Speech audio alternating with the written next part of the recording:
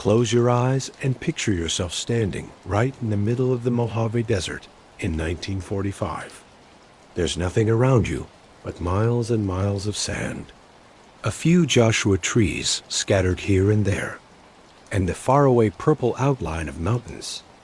The air is dry, and it is perfectly quiet. This empty, barren land seems like the very last spot on Earth where anyone would try to make a dream come true.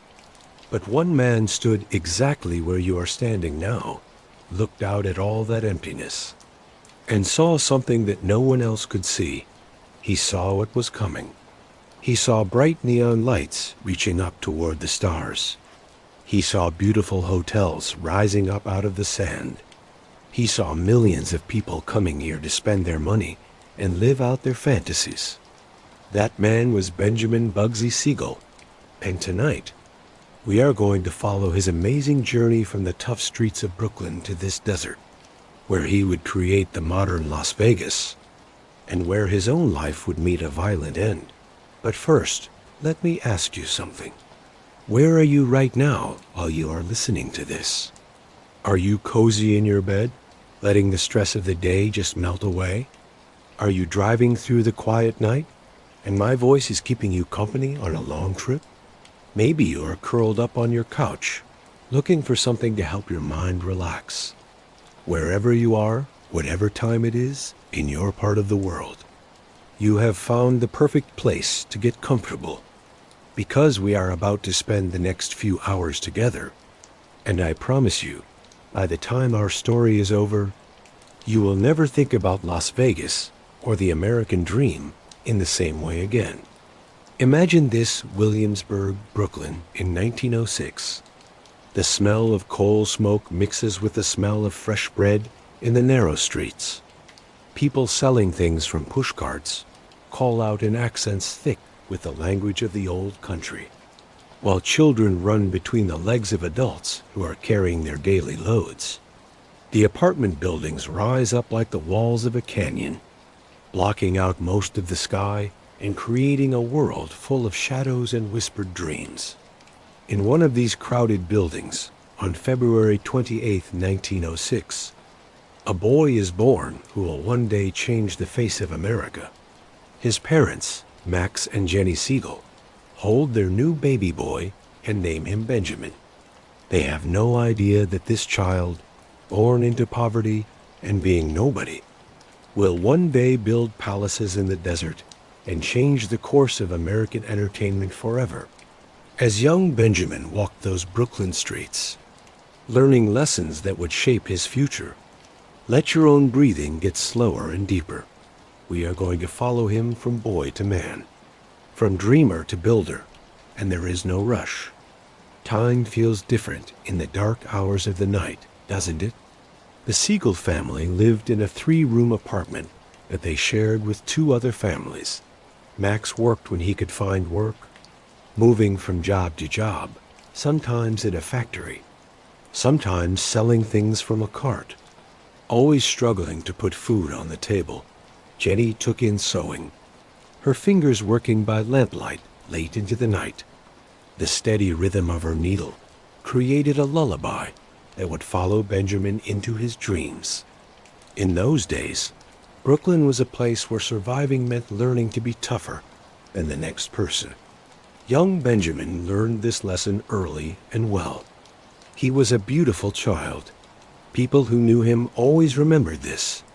He had thick dark hair and striking blue eyes that seemed to see more than a child should see. But being beautiful could be a problem in the rough world of immigrant Brooklyn, where showing weakness attracted people who might want to hurt you. Benjamin learned to fight before he really learned to read. He learned that respect came not from being liked, but from being feared. He learned that the world was split into those who took and those who got taken from. And he made up his mind early about which side he wanted to be on. But here is what made Benjamin different from all the other tough kids growing up on those same streets. He had imagination. While other boys fought over small things in territory that only went maybe 3 blocks in any direction, Benjamin looked past the apartment buildings and dreamed of something bigger. He would stand on the roof of his building and stare out toward Manhattan, watching the lights twinkle in the distance like stars on Earth. And he would picture himself not just visiting that sparkling world, but owning pieces of it. The first time Benjamin Siegel killed someone, he was 14 years old. Some older boys had been bothering his little sister, saying rude things and following her home from school. Benjamin waited for the leader after dark, cornered him in an alley, and beat him to death with a piece of broken concrete. When the police came around asking questions, nobody had seen anything. Nobody knew anything. This was the rule of the streets, and Benjamin had just moved up to a different level in that world. But let's not focus on the violence just yet.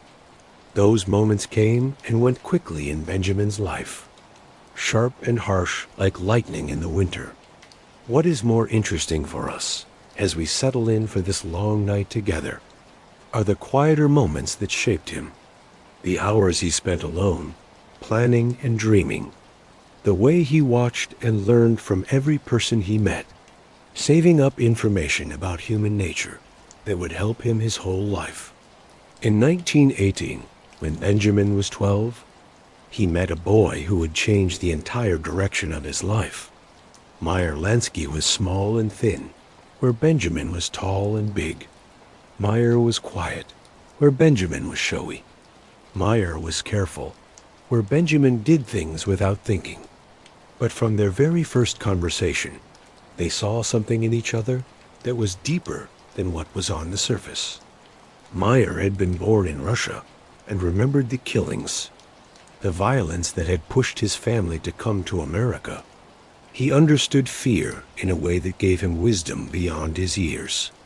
Benjamin had been born in America, but felt like a stranger in his own country. He was shut out from the wealth he saw around him. He understood hunger in a way that gave him a fierce will to never be hungry again. They met at a pool hall in the neighborhood, two boys who should have been in school, but had already learned that the streets taught lessons that no classroom could provide.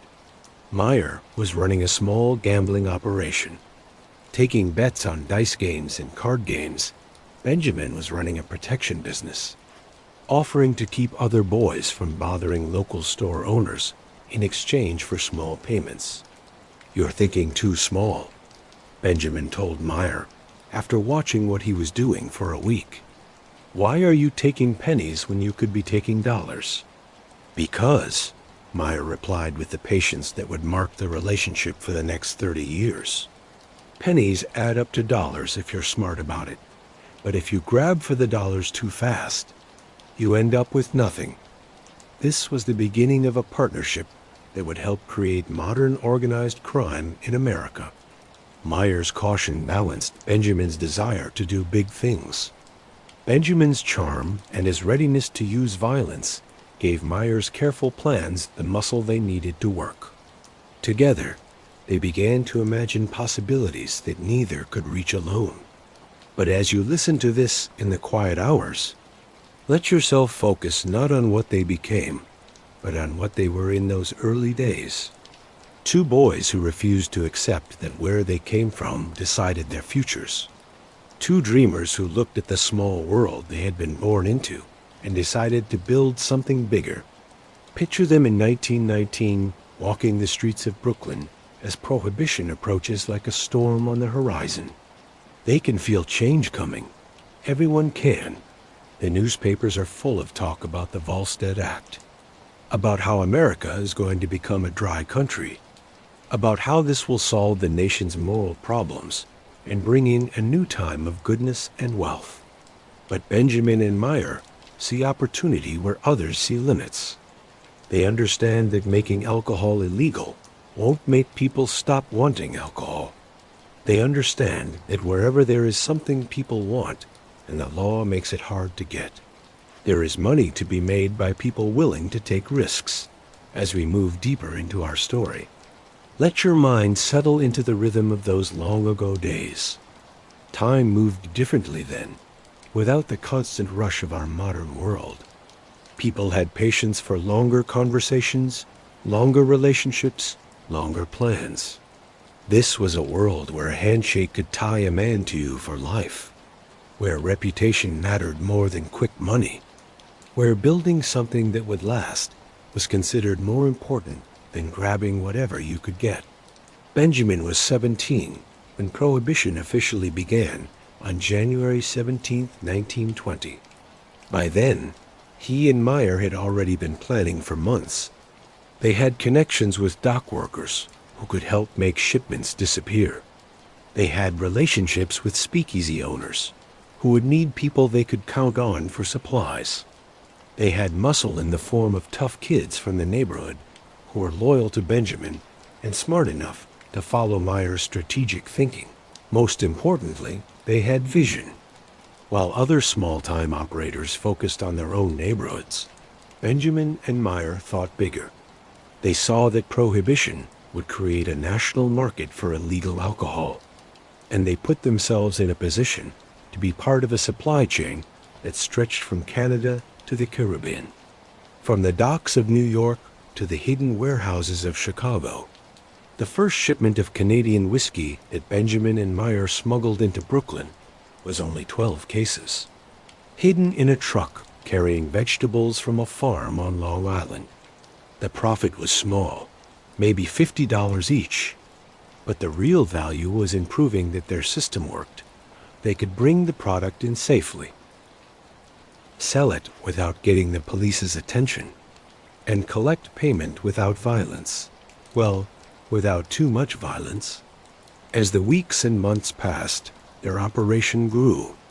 Benjamin handled the dangerous work, meeting boats in the middle of the night, dealing with suppliers who might be working for law enforcement, managing the crews that moved and protected their goods.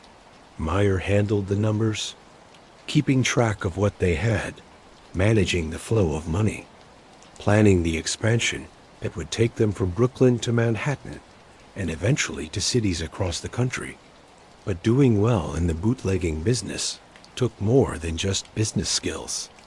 It took a willingness to use violence and the reputation for using violence that would scare off competitors and convince law enforcement officers that looking the other way might be the safest choice.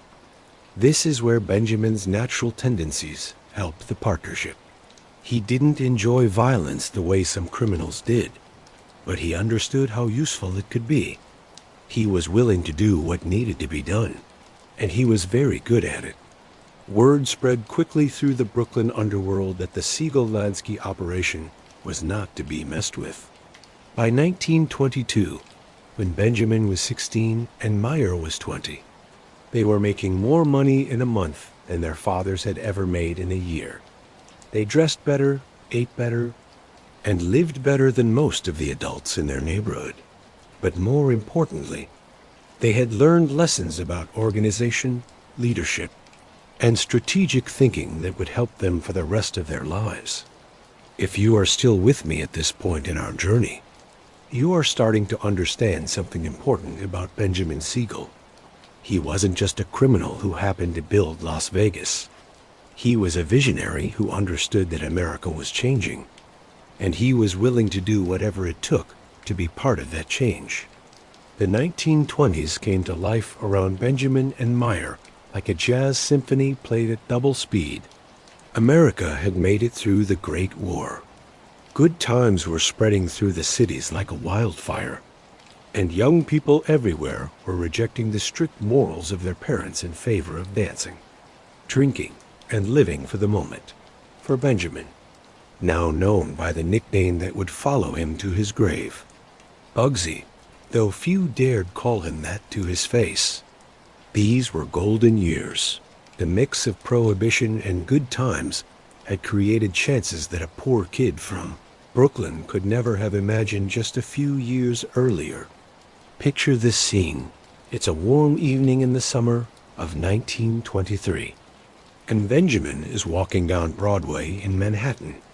He's 17 years old, but carries himself with the confidence of a man twice his age.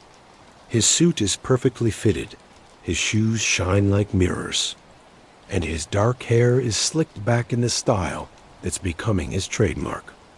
Women turn to look at him as he passes, and men step aside without quite knowing why. He's on his way to a meeting at the Ritz-Carlton, where he and Meyer will sit down with representatives from Irish, Italian, and Jewish gangs to discuss territory and transportation routes. At 17, Benjamin Siegel is helping to plan the criminal version of international trade agreements. But let's step back and see how he got to this point. The education of a gangster doesn't happen overnight, and Benjamin's schooling in the art of organized crime was thorough and complex. First, there were the lessons in violence. Not random, angry violence, but calculated. Purposeful violence that served specific business goals. Benjamin learned that the reputation for being dangerous was often more valuable than actually being dangerous. A man who was known to be completely ruthless might never need to hurt anyone because his enemies would simply avoid a fight. Benjamin built this reputation carefully. When problems came up, a speakeasy owner who wanted to change suppliers, a rival gang that was moving in on their territory, a police officer who was asking for a bigger bribe. Benjamin's response was quick, firm, and unforgettable. He understood that each act of violence was really a form of advertising, a message sent to dozens of other potential problems, that violence was only one tool he had. Maybe more importantly, Benjamin learned the art of charm. He found out that he had a natural gift for making people like him, for making them want to please him and earn his approval. This was especially useful when dealing with regular business, people who were uncomfortable with the criminal nature of his business, but couldn't say no to the profits it offered. Restaurant owners, hotel managers, nightclub owners, these were people who had worked hard to build respectable businesses, and they told themselves that buying illegal alcohol was just a small compromise, a necessary way to meet what their customers wanted. Benjamin made it easy for them to keep believing this. He was always dressed perfectly, always very polite, and generous with tips and compliments. He made the criminal world seem exciting rather than scary. The third part of Benjamin's education was in organization and management. As their operation grew, he and Meyer found themselves in charge of dozens of people: drivers, warehouse workers, guards, bookkeepers, and negotiators. They learned how to give out responsibility while still staying in control, how to motivate employees who couldn't complain to anyone if they were treated badly, how to build loyalty in a world where betrayal could get you killed. Meyer was naturally good at this kind of organized thinking, but Benjamin proved to be just as capable in his own way. Where Meyer relied on careful planning and logical rewards, Benjamin used personal relationships and emotional connections. People didn't just work for Benjamin Siegel. They believed in him. They wanted to be part of whatever vision he was chasing. By 1924, the Bugs and Meyer mob, as they had come to be known, controlled a big part of the illegal alcohol trade in New York City.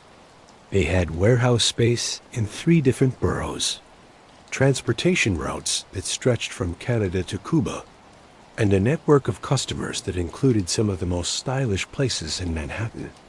But Benjamin was already thinking beyond bootlegging. He could see that prohibition wouldn't last forever, and he wanted to build something that would last when the laws changed. He started investing in legal businesses, restaurants, nightclubs, and small hotels.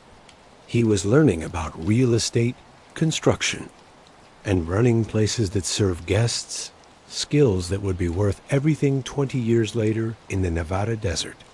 As we move through these quieter moments of Benjamin's education, let yourself sink deeper into the rhythm of our story. These were the years when he learned to dream big, to think beyond the immediate profit, to imagine possibilities that only existed in his mind. In 1925, Benjamin met Virginia Hill for the first time, though their famous romance wouldn't start for more than 10 years. She was working as a waitress in a Chicago speakeasy, and he was there on business, making a deal with Al Capone's organization. Virginia was 19, beautiful, and not at all impressed by Benjamin's expensive clothes and confident manner. "You're not as tough as you think you are," she told him when he tried to charm her with stories of his adventures in New York. "Maybe not," Benjamin replied, "but I'm tougher than I need to be." It was the start of a connection that would shape both their lives, though neither of them could have known it at the time. For now, they were just two young people from difficult backgrounds who had learned to survive by being smarter and more determined than the people around them. The late 1920s brought new challenges and new chances. Competition in the bootlegging business was getting more intense, with established gangs fighting over territory and new players coming into the market every week. Violence was becoming more common and more brutal, and Benjamin found himself spending more and more time on what he politely called personnel management, intimidating rivals, punishing employees, and sometimes getting rid of problems that couldn't be solved any other way. But he was also making connections that would shape the rest of his life. Through Meyer's careful building of relationships with successful criminals across the country, Benjamin met Lucky Luciano, Frank Kostlow, Joe Adonis, and Dutch Schultz. These were men who shared his vision of moving beyond the messy violence of traditional gang wars toward something more organized and profitable. They talked about creating a national syndicate, a loose group of criminal organizations that would work together instead of fighting, that would settle arguments through talking instead of war, that would operate with the efficiency of regular companies while keeping the ruthlessness that made them effective.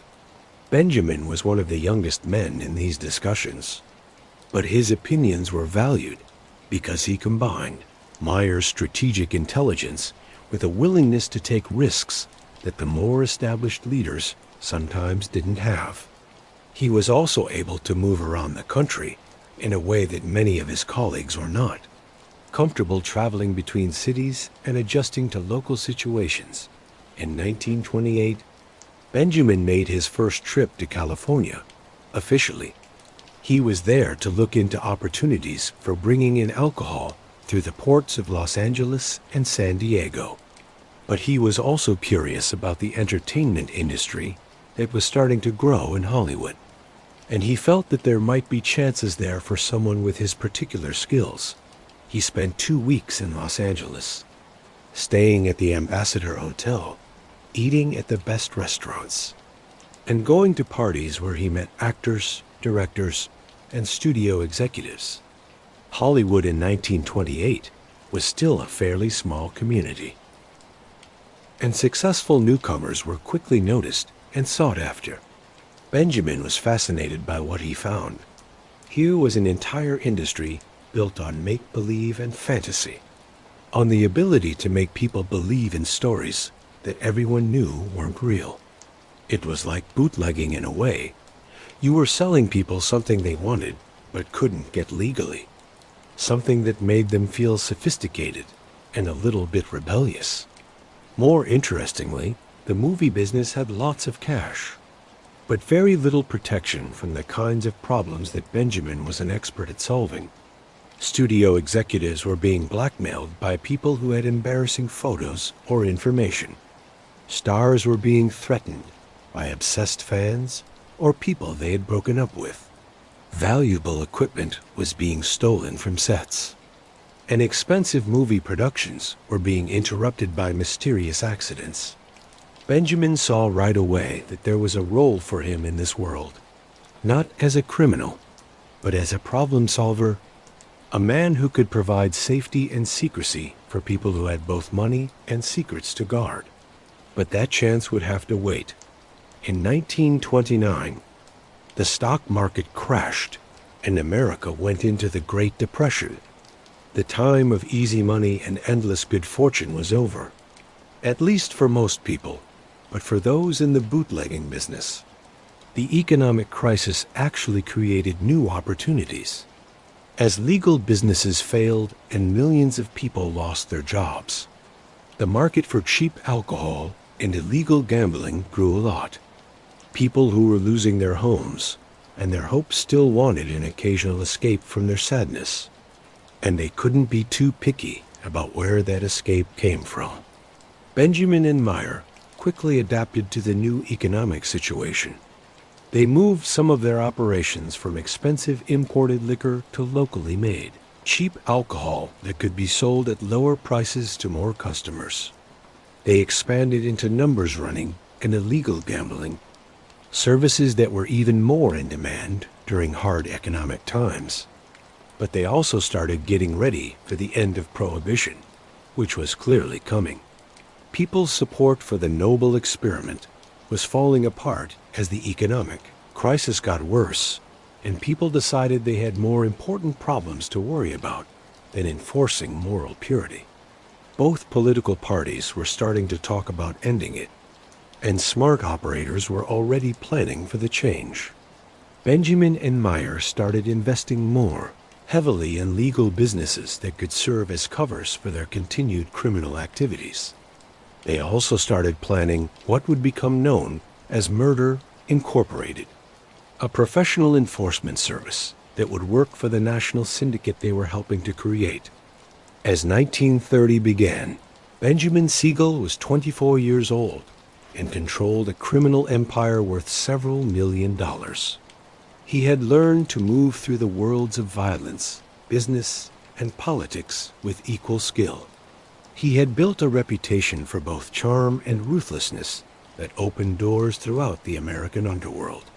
But most importantly, he had learned to dream big, to see possibilities that others missed, to imagine a future that didn't yet exist, but might be created by someone with enough will and resources.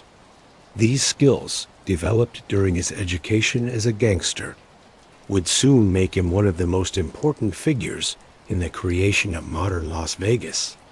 But first, he had one more lesson to learn, one more role to master in the complex lessons of American crime. He was about to become a professional killer. As the 1930s began, Benjamin Siegel found himself at the center of a change that would reshape American organized crime forever. The messy violence of the Prohibition era was giving way to something more organized, more businesslike, and in many ways more frightening. Picture this. It's a cold January evening in 1931, and Benjamin is sitting in a private dining room at Ratner's restaurant on the Lower East Side. Around the table are some of the most powerful criminal leaders in America. Lucky Luciano, Meyer Lansky, Frank Costello, Joe Adonis, Dutch Schultz, and several others. They're talking about forming what will become known as the National Crime Syndicate, a loose group of criminal organizations that will work together and settle arguments without the costly gang wars that had marked the previous 10 years. The conversation is carried on in quiet voices between courses of traditional Jewish food. These men understand that they are creating something never seen before in American criminal history, a company-like structure for organized crime that will be more efficient, more profitable, and more lasting than anything that has come before. Benjamin's role in this new organization is still being decided, but it's clear that he will be more than just a regional boss. His mix of intelligence, charm, and complete lack of mercy has impressed even these hardened criminals. He's being considered for a position that will require him to travel throughout the country, solving problems that local organizations can't handle themselves. As we settle into this darker chapter of Benjamin's story, let your breathing slow and get deeper. The events we're about to explore happened long ago in a world very different from our own. Let them feel like distant thunder, dramatic, but not threatening to the peaceful space you've made around yourself tonight. The position they had in mind for Benjamin was enforcement. Not the crude violence of street gangs, but a sophisticated, targeted removal of problems that threatened the syndicate's operations. They needed someone who could travel anywhere, pretend to be anyone, get close to any target, and finish assignments with skill and secrecy. Benjamin was perfect for this role. His good looks and natural charm let him fit into any social situation. His intelligence allowed him to plan complex operations that would look like accidents or crimes of passion. His complete lack of guilt or soft feelings meant that he wouldn't hesitate when the moment came to pull the trigger. Between 1931 and 1940, Benjamin Siegel killed at least 30 people working for murder.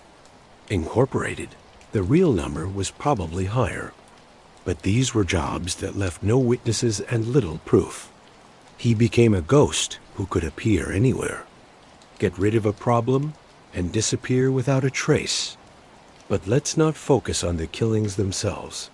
Those moments, however dramatic, were short breaks in a life that was increasingly focused on bigger dreams and longer-term plans. Instead, let's think about what Benjamin learned during these years about organization, secrecy, and the use of power. Each job was like a college course in a different part of American society. To get rid of a union leader in Detroit, Benjamin had to understand labor politics and industrial spying. To remove a politician in Kansas City, he needed to master the details of machine politics and city government corruption. To handle a problem with a Hollywood producer, he had to find his way through the complex social ranks of the entertainment industry. These experiences gave Benjamin an education in American culture that few people of his background ever received. He learned how different parts of the country worked, how various industries operated, how power was used in settings from company boardrooms to political backrooms. Most importantly, he learned that America was changing fast and that smart people could profit enormously by seeing and adjusting to those changes. The country was becoming more mobile, more urban, more focused on entertainment and free time. Traditional authorities were losing influence, while new types of media, radio, movies, and soon television, were creating shared national experiences. Benjamin saw opportunities in all of these trends. His work for Murder, Incorporated, took him to Los Angeles often, and he started spending more time there, building relationships in the movie business and looking into investment opportunities in real estate and entertainment. In 1933, he met George Raft, an actor who had grown up in the same New York neighborhoods where Benjamin had learned his trade. Raft was becoming famous for playing gangster roles in movies, and he gave Benjamin an introduction to Hollywood society that money alone couldn't have bought. Through Raft, Benjamin met directors like Howard Hawks and William Wyler, actors like Gary Cooper and Clark Gable, and studio executives like Jack Warner and Louis B. Mayer. He found out that many of these people were fascinated by real criminals, seeing them as more genuine and exciting than the cleaned-up versions they played on screen. Benjamin became a regular at Hollywood parties, always dressed perfectly, always charming, always ready with stories that were just dangerous enough to be thrilling without being so specific as to be damning. He presented himself as a businessman with interests in entertainment and real estate, someone who had grown up tough but had risen above his beginnings through intelligence and determination. In many ways, this image was more real than the roles he played as a professional killer. Benjamin truly loved movies, music, and the glamorous lifestyle that success in entertainment could provide. He was naturally drawn to beautiful women, expensive cars, and luxurious hotels. The criminal activities that supported this lifestyle were a way to an end. Not the end itself. By 1937, Benjamin had decided to move to Los Angeles for good. The decision was both personal and professional. personally. He was tired of the cold winters and dirty streets of New York. He was attracted to the climate, the buildings, and the relaxed social atmosphere of Southern California. Professionally, he could see that the West Coast was going to be more and more important to the national syndicate. The movie business was making enormous amounts of cash that needed to be made to look legal. The ports of Los Angeles and San Diego were perfect for bringing in drugs and other illegal goods. The fast population growth meant chances in construction, real estate, and legal entertainment. But there was another factor in Benjamin's decision to move west, one that he probably didn't fully understand himself at the time. He was starting to develop a vision that went beyond traditional organized crime, a dream of creating something completely new in the American landscape. The seeds of this vision were planted during a trip to Nevada in 1938. Benjamin had driven from Los Angeles to Reno on business, something to do with casino skimming operations, and had stopped overnight in Las Vegas. The town was tiny then, maybe 5,000 people, most of them connected to the railroad that made Las Vegas a quick stop on the trip between Los Angeles and Chicago. Nevada had made gambling legal in 1931, and there were a few small casinos operating downtown. Benjamin spent an evening playing cards at the Northern Club and the Las Vegas Club, watching the action, talking to dealers and pit bosses, trying to understand how the business worked. What he saw interested him. The casinos were making money, but they were also basic, small, dark, dingy places that seemed designed to separate working men from their weekly paychecks as fast as possible. There was no style, no glamour, no attempt to make gambling feel like sophisticated entertainment rather than a guilty pleasure. Benjamin started to imagine something different. What if someone built a casino that was also a resort hotel? A place where people would come not just to gamble, but to relax, to see shows, to feel like they were part of something elegant and exciting. What if gambling could be packaged as part of a vacation experience? Something that middle-class people could enjoy without feeling ashamed. The idea grew in Benjamin's mind over the next several years, but he was too busy with other projects to work on it seriously. He was getting established in Los Angeles, building relationships in the movie business, and handling jobs for the syndicate throughout the western United States. He was also falling in love in 1939. At a party in Beverly Hills, Benjamin met Virginia Hill again. She had moved to Hollywood and was working as a hostess at various nightclubs, using her beauty and intelligence to find her way through the complex social world of entertainment industry parties and gambling places. Virginia was no longer the unimpressed waitress Benjamin had met in Chicago 14 years earlier. She had become a sophisticated woman who understood money, power, and the men who had both. She was also one of the few women Benjamin had ever met who wasn't scared by his reputation or impressed by his wealth. Their relationship started as a physical attraction, but quickly grew into something more complex. Virginia understood the criminal world in a way that made her a valuable partner rather than just a pretty thing to have around. She could go with Benjamin to business meetings, charm information out of possible allies or enemies, and provide emotional support during the increasingly stressful times when his various businesses faced problems. But she was also expensive, had a quick temper, and completely refused to be controlled or managed the way Benjamin was used to controlling other people in his life. Their relationship was passionate, stormy, and in the end destructive, but it was also one of the few real emotional connections Benjamin ever made with another person. As the 1930s ended, and America started getting ready for another world war, Benjamin Siegel found himself in a unique position. He was 33 years old, wealthy, successful, and connected to powerful people in both criminal and legal businesses. He had survived the change from prohibition to repeal, from the boom of the 1920s to the depression of the 1930s, from the chaos of early organized crime to the organized operations of the National Syndicate. Most importantly, he had developed a vision that would soon change the American entertainment landscape. The dream of Las Vegas was taking shape in his mind. Fed by his experiences in Hollywood, his observations of American leisure culture, and his understanding of how to make money by giving people what they wanted but couldn't get elsewhere. But first, he would have to find his way through the changes that World War II would bring to America and to the criminal businesses that had made him rich and powerful. The world was changing again, and Benjamin Siegel was getting ready to change with it. As we move from this darker chapter of Benjamin's story to the golden years that followed, let your mind settle into the rhythm of those bygone days.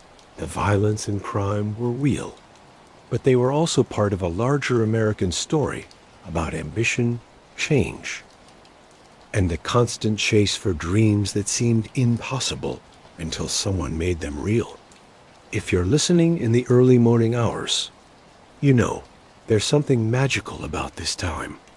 It's when the real stories get told, when we have time for the details that matter. Bugsy understood this. He knew that the biggest dreams need the quiet hours to grow.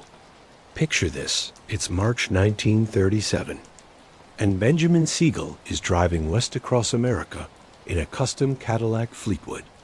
The desert highway stretches endlessly before him, like a promise of starting over.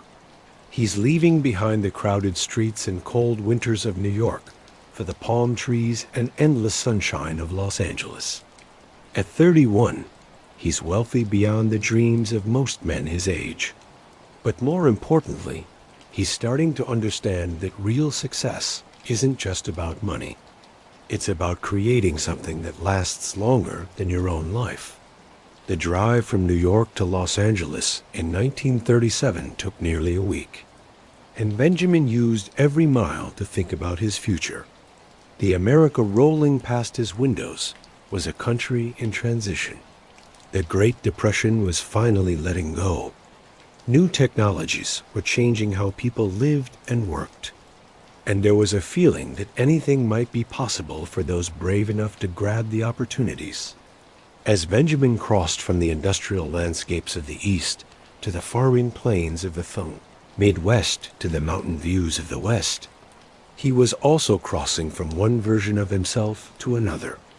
The Benjamin Siegel, who had grown up poor in Brooklyn, who had learned to survive through violence and cleverness, was becoming someone new, a man who could move easily in any social circle, who could charm movie stars and business executives just as well. But let's not get ahead of ourselves. The change didn't happen overnight, and there were plenty of problems along the way. Let yourself settle into the rhythm of this longer story. The way Benjamin himself had to be patient as his larger dreams slowly took shape. When Benjamin arrived in Los Angeles, he first stayed at the Ambassador Hotel on Wilshire Boulevard, the same hotel where he'd stayed during his quick visit in 1928. But now he wasn't a tourist or a temporary visitor. He was moving to Los Angeles for good, and he needed to establish himself as someone who belonged in this sun-drenched city of dreams and make-believe. His first priority was finding the right place to live. Benjamin understood that in Los Angeles, maybe more than anywhere else, where you lived decided how you were seen and what opportunities were open to you. After looking at dozens of properties, he chose a magnificent estate in the Hollywood Hills with sweeping views of the city below and enough privacy to do business without curious neighbors overhearing conversations. The house itself was a Spanish colonial revival mansion with red tile roofs, white stucco walls, and courtyards filled with orange trees and jasmine. It had been built in the 1920s for a silent film star whose career had ended with the arrival of talking pictures, and it still had an air of faded glamour that perfectly suited Benjamin's complicated relationship with Hollywood mythology. Benjamin spent months fixing up the property, putting in security systems, soundproofing certain rooms, and creating what he privately called entertainment spaces, areas where he could host parties for movie industry contacts, have business meetings with syndicate associates, and spend time with his growing collection of beautiful women who were drawn to his mix of danger and sophistication. The renovation project served multiple purposes. It gave Benjamin a good reason to meet contractors, architects, and interior designers who worked all over Los Angeles, growing his network of contacts in legal businesses. It also showed both criminal and straight associates that he was serious about making Los Angeles his permanent home base, not just a temporary stop. Most importantly, the process of creating his ideal living space helped Benjamin clarify his own vision of what the good life should look like. He was learning about luxury at the highest level, about how money could be turned into beauty, comfort, and status. These lessons would be worth everything when he later started planning the resort that would become the Flamingo Hotel. While his house was being fixed up, Benjamin threw himself into the work of making his presence known in Los Angeles through underworld activities. The city's criminal landscape was different from what he had known in New York, less organized, more territorial, with significant opportunities for someone with his experience and connections. Los Angeles in 1937 was a city of ambitious people who had come from somewhere else to reinvent themselves. The movie industry was attracting talent from around the world. The aerospace industry was starting to develop, and the climate was drawing retirees and people looking for cures from colder regions. This constant flow of newcomers created both opportunities and challenges for criminal businesses. On one hand, there were always people who needed services that couldn't be gotten through legal channels. Gambling, prostitution, drugs, and various kinds of protection and problem solving. The fact that much of the population was just passing through meant that law enforcement had trouble building the long-term relationships and information, networks that made fighting organized. Crime worked well in more stable communities. On the other hand, the lack of established criminal hierarchies meant constant fights over territory and unpredictable violence. Local gangs fought over small pieces of business that weren't worth the conflict they created. There was money to be made, but it required someone with Benjamin's mix of organizational skills and strategic vision to organize the chaos into something profitable and sustainable. Benjamin's way of getting established in Los Angeles showed everything he had learned during his years with Murder. Incorporated, he avoided direct fights with established operators, instead positioning himself as someone who could solve problems that were beyond their abilities. He offered services rather than demanding territory, building relationships instead of showing who was boss. His first big success came through his connection with Mickey Cohen, a local boxer turned criminal who controlled various illegal gambling operations in West Hollywood and Beverly Hills. Cohen was tough and ambitious, but didn't have the sophistication to expand beyond his current small area of business. Benjamin became his mentor and silent partner, helping him develop more efficient ways of doing things while using Cohen's existing relationships to establish his own presence in the local underworld. Through Cohen, Benjamin got access to the high-stakes illegal gambling that served Hollywood's movie industry elite. Directors, producers, and stars who were making huge salaries had both the money and the desire to gamble at levels that legal places couldn't handle. They also valued secrecy and safety that only someone with Benjamin's background could provide. Benjamin found out that many of Hollywood's biggest names were also interested in legal business investments that could provide tax advantages and long-term financial security. His growing reputation as someone who could make complicated deals happen quietly and efficiently made him a valuable go-between for these transactions. By the end of 1937, Benjamin was earning money from multiple sources.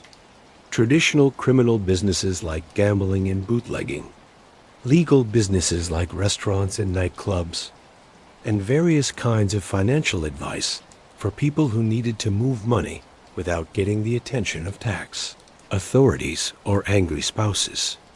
But his most important achievement during this period was social rather than financial. He had successfully made himself a member of Hollywood society, someone who could go to premieres and parties, not as an outsider, but as someone on the inside. This took more than just money. It took understanding the unwritten rules of behavior that guided how successful people interacted with each other in Los Angeles. Benjamin studied this social world with the same intensity he had once used to learn the criminal landscape of New York. He read the entertainment industry trade papers every day, memorizing the names and career paths of hundreds of people who might someday be useful contacts. He learned which restaurants were fashionable, which nightclubs attracted the right crowds, which charity events gave chances to meet powerful people in relaxed settings. Most challenging of all, he learned how to talk about his criminal background in a way that made it seem exciting rather than scary. In Hollywood, there was always interest in people with colorful pasts. As long as those pasts were safely behind them and nicely packaged, Benjamin became skilled at telling stories about his New York experiences that suggested danger and excitement without giving specific details that might hurt current operations. The key to his success in this balancing act was his real appreciation for the legal parts of Hollywood culture. Benjamin truly enjoyed movies, music, and the company of creative people. His enjoyment was real, which made his charm more convincing than it would have been if he were just using people for business purposes. In 1938, Benjamin met Jean Harlow at a party celebrating the premiere of Saratoga. Harlow was at the height of her fame, the platinum blonde bombshell who had changed what movie stardom could look like. She was also smart, funny, and completely unimpressed by most of the men who chased after her. Benjamin and Harlow began a relationship that was both romantic and strategic. For Benjamin, being seen with one of Hollywood's biggest stars raised his status and gave him access to social circles that might otherwise have stayed closed to him. For Harlow, Benjamin represented something different from the typical Hollywood men she knew. He was genuinely powerful in a way that didn't depend on studio politics or box office numbers. Their relationship lasted only 6 months before Harlow's sudden death from kidney failure, but it established Benjamin as someone who moved in the highest levels of Hollywood society. The other women he dated afterward, actresses, models, and socialites, knew that he had been considered worthy of Jean Harlow's attention, and that knowledge opened doors that money alone couldn't have unlocked. But even as Benjamin was enjoying his success in Los Angeles, he was already planning the next phase of his move westward. During a business trip to San Francisco in late 1938, he made another stop in Las Vegas, and what he found there convinced him that his earlier feeling about the city's potential had been correct. Las Vegas had grown a little since his first visit, but it was still mostly a railroad town with a few small casinos and a population that grew temporarily whenever big construction projects brought in outside workers. What had changed was Benjamin's understanding of American leisure culture and his confidence in his ability to create something completely new. He spent 3 days in Las Vegas, staying at the Hotel Apache downtown, playing in the small casinos, and driving around the surrounding desert. He visited the construction site of Boulder Dam, where he watched thousands of workers changing the Colorado River into a source of electrical power that would eventually light cities throughout the Southwest. The dam project convinced Benjamin that Las Vegas was in a good position to benefit from the fast growth that was coming to the whole region. Los Angeles was expanding in all directions. Phoenix was growing from a small desert town into a real city, and the federal government was investing heavily in military facilities throughout the Southwest as war clouds gathered in Europe. But more than economic factors, Benjamin was drawn to the symbolic possibilities of building something in the desert. There was something appealing about the idea of creating luxury and entertainment in a place where nature provided neither, of bringing sophistication to a landscape that had been unchanged for thousands of years. As he drove back to Los Angeles through the Mojave Desert, Benjamin began to imagine not just a casino, but a whole resort complex that would change what gambling could be in America. Instead of the dark, run-down places that currently ruled the industry, he imagined something that looked like the luxury hotels he had stayed in during his travels. Elegant, comfortable, and designed to make guests feel sophisticated rather than guilty about their entertainment choices. The vision was still unclear in 1938, more of a feeling than a specific plan, but it was getting stronger, fed by Benjamin's growing confidence in his ability to bridge the gap between criminal businesses and legal ones, between the underground economy and mainstream American culture. As 1939 began, Benjamin Siegel found himself in a unique position. He was only 33 years old, but he had already achieved more success than most people manage in a lifetime. He was wealthy, well-connected, and established in one of America's most glamorous cities. He had the respect of criminals, the friendship of movie stars, and the attention of beautiful women.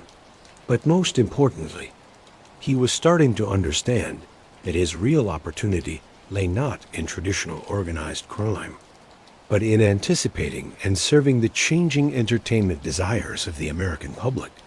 The country was becoming more prosperous, more mobile, and more interested in leisure activities that earlier generations had considered silly or wrong. Benjamin was putting himself in a position to profit from these changes, but he was also getting ready to shape them.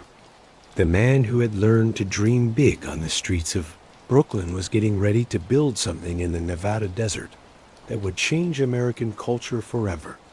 As we move deeper into Benjamin's golden years in Los Angeles, let your breathing settle into the slow rhythm of those sun-filled days. This was a time when dreams seemed within reach, when the future felt full of possibility, when a man with enough vision and determination could literally reshape the land to match his imagination. The early 1940s brought changes to America that would reshape the country's economic and social landscape forever. World War II was pulling the United States into a global conflict that would require an unheard-of gathering of resources and people. For most Americans, this meant sacrifice, uncertainty, and putting personal dreams on hold for the needs of the nation. But for Benjamin Siegel, the war years represented a speeding up of trends that he had already seen and positioned himself to take advantage of. The huge movement of people, soldiers training at bases throughout the Southwest, defense workers moving to take jobs in aircraft factories and shipyards, families following opportunities wherever they might lead, was creating demand for entertainment and services in places that had never seen such good times. Picture Benjamin in his Hollywood Hills mansion on a warm evening in early 1941, hosting a dinner party for 20 guests who represent the meeting point of entertainment, business, and politics that defines wartime Los Angeles. The guest list includes movie producers who are starting to make training films for the military, defense contractors who are building the aircraft that will win the war in the Pacific, and politicians who are managing the complicated logistics of a democracy getting ready for global conflict. The conversation flows easily between business and pleasure, between patriotic talk and practical concerns about profit margins. Benjamin moves through the gathering like a thoughtful host, making sure that everyone feels welcome and important, introducing people who might be useful to each other, and picking up information about opportunities that are coming from the wartime economic boom. But let's step back from this specific evening to think about the bigger patterns that Benjamin was seeing and the conclusions he was drawing about America's future. The most obvious change was the speeding up of westward movement. California's population was growing by thousands of people every month as defense industries offered high-paying jobs to workers from the Midwest and South. These new residents had more spending money than they had ever had, and they were living far from the social rules of the communities where they had grown up. Benjamin understood that people in transition, whether geographical, economic, or social, were especially interested in entertainment experiences that would help them figure out their new identities. They wanted to feel sophisticated, successful, and part of something larger than their own personal situations. Traditional entertainment options weren't meeting these needs well, which created opportunities for creative operators. The second major change was the change in American attitudes toward gambling and other activities that had previously been considered not respectable. The war was breaking down many social laws and challenging traditional moral assumptions. People who might never have entered a casino in their hometown were willing to try new experiences when they found themselves in unfamiliar places surrounded by strangers. Benjamin could see this change most clearly in his Hollywood social circle, where gambling had become not just acceptable, but fashionable among people who were proud of their sophisticated taste. The illegal poker games and casino nights that he organized for movie industry clients were attended by some of the most famous names in Cineads. American entertainment. People who would have been shocked to be associated with gambling just a few years earlier. The third change was technological improvements in transportation. Better highways, more reliable automobiles, and the start of commercial aviation were making it possible for people to travel longer distances for entertainment. What had once been only local or regional markets were becoming national as people gained both the means and the desire to seek out experiences that couldn't be found close to home. Benjamin was especially interested in what air travel could mean. Commercial airlines were still basic by today's standards, but they were becoming safer and more comfortable every year. He could imagine a time when people from Los Angeles, San Francisco, Chicago, or even New York could fly to Las Vegas for a weekend of gambling and entertainment, the same way they might currently drive to a nearby resort for a vacation. These observations were leading Benjamin toward a more specific vision for what he wanted to build in Las Vegas. Instead of just running another casino, he began to imagine creating an entirely new type of entertainment destination. A place that would combine the excitement of gambling with the luxury of a first-class resort hotel, the sophistication of a Manhattan nightclub with the exotic appeal of a desert oasis. In late 1941, Benjamin made his third long visit to Las Vegas, this time staying for 2 weeks and doing a careful study of the local gambling industry. He played in all the existing casinos, talked to dealers and pit bosses about how the games were run, interviewed hotel operators about how many rooms were filled and what kinds of customers they got, and spent long hours walking through the desert, trying to imagine how the land might be changed. What he found confirmed his growing belief that Las Vegas was ready for a complete change. The existing casinos were making money, but were basic. They were designed to serve a local market of railroad workers, ranchers, and construction crews. There was no attempt to create an elegant atmosphere or to make gambling feel like sophisticated entertainment. The hotels were fine for traveling salesmen and tourists passing through on their way to California. but they offered none of the luxury features that would attract people to make Las Vegas itself a destination. The restaurants served basic American food. The entertainment was limited to occasional variety shows, and there was no attempt to create the kind of complete entertainment experience that Benjamin had seen in the better nightclubs of Los Angeles and New York. Most importantly, Benjamin realized that none of the current operators were thinking beyond their immediate market. They were happy to serve the existing demand without thinking about how that demand might be grown or improved. This short-sightedness created a huge opportunity for someone with Benjamin's vision and resources. During this visit, Benjamin also began to understand the unique advantages that Nevada offered to someone planning a large-scale entertainment business. The state's laws allowing gambling were obviously crucial, but there were other factors that made Nevada attractive to legal businesses as well as criminal ones. Nevada had no corporate income tax, no personal income tax, and very few rules limiting business operations. The state government was small, efficient, and generally friendly to businesses that provided jobs and tax money. Land was cheap and plentiful, labor costs were low, and there were few existing people with a stake in things who might fight large-scale development projects. Perhaps most importantly, Nevada's legal and political leaders were practical, rather than moralistic about gambling and other activities that were illegal in most other states. Public officials understood that tourism and entertainment were likely to be major sources of economic growth, and they were willing to work with operators who could bring investment money and job opportunities to the state.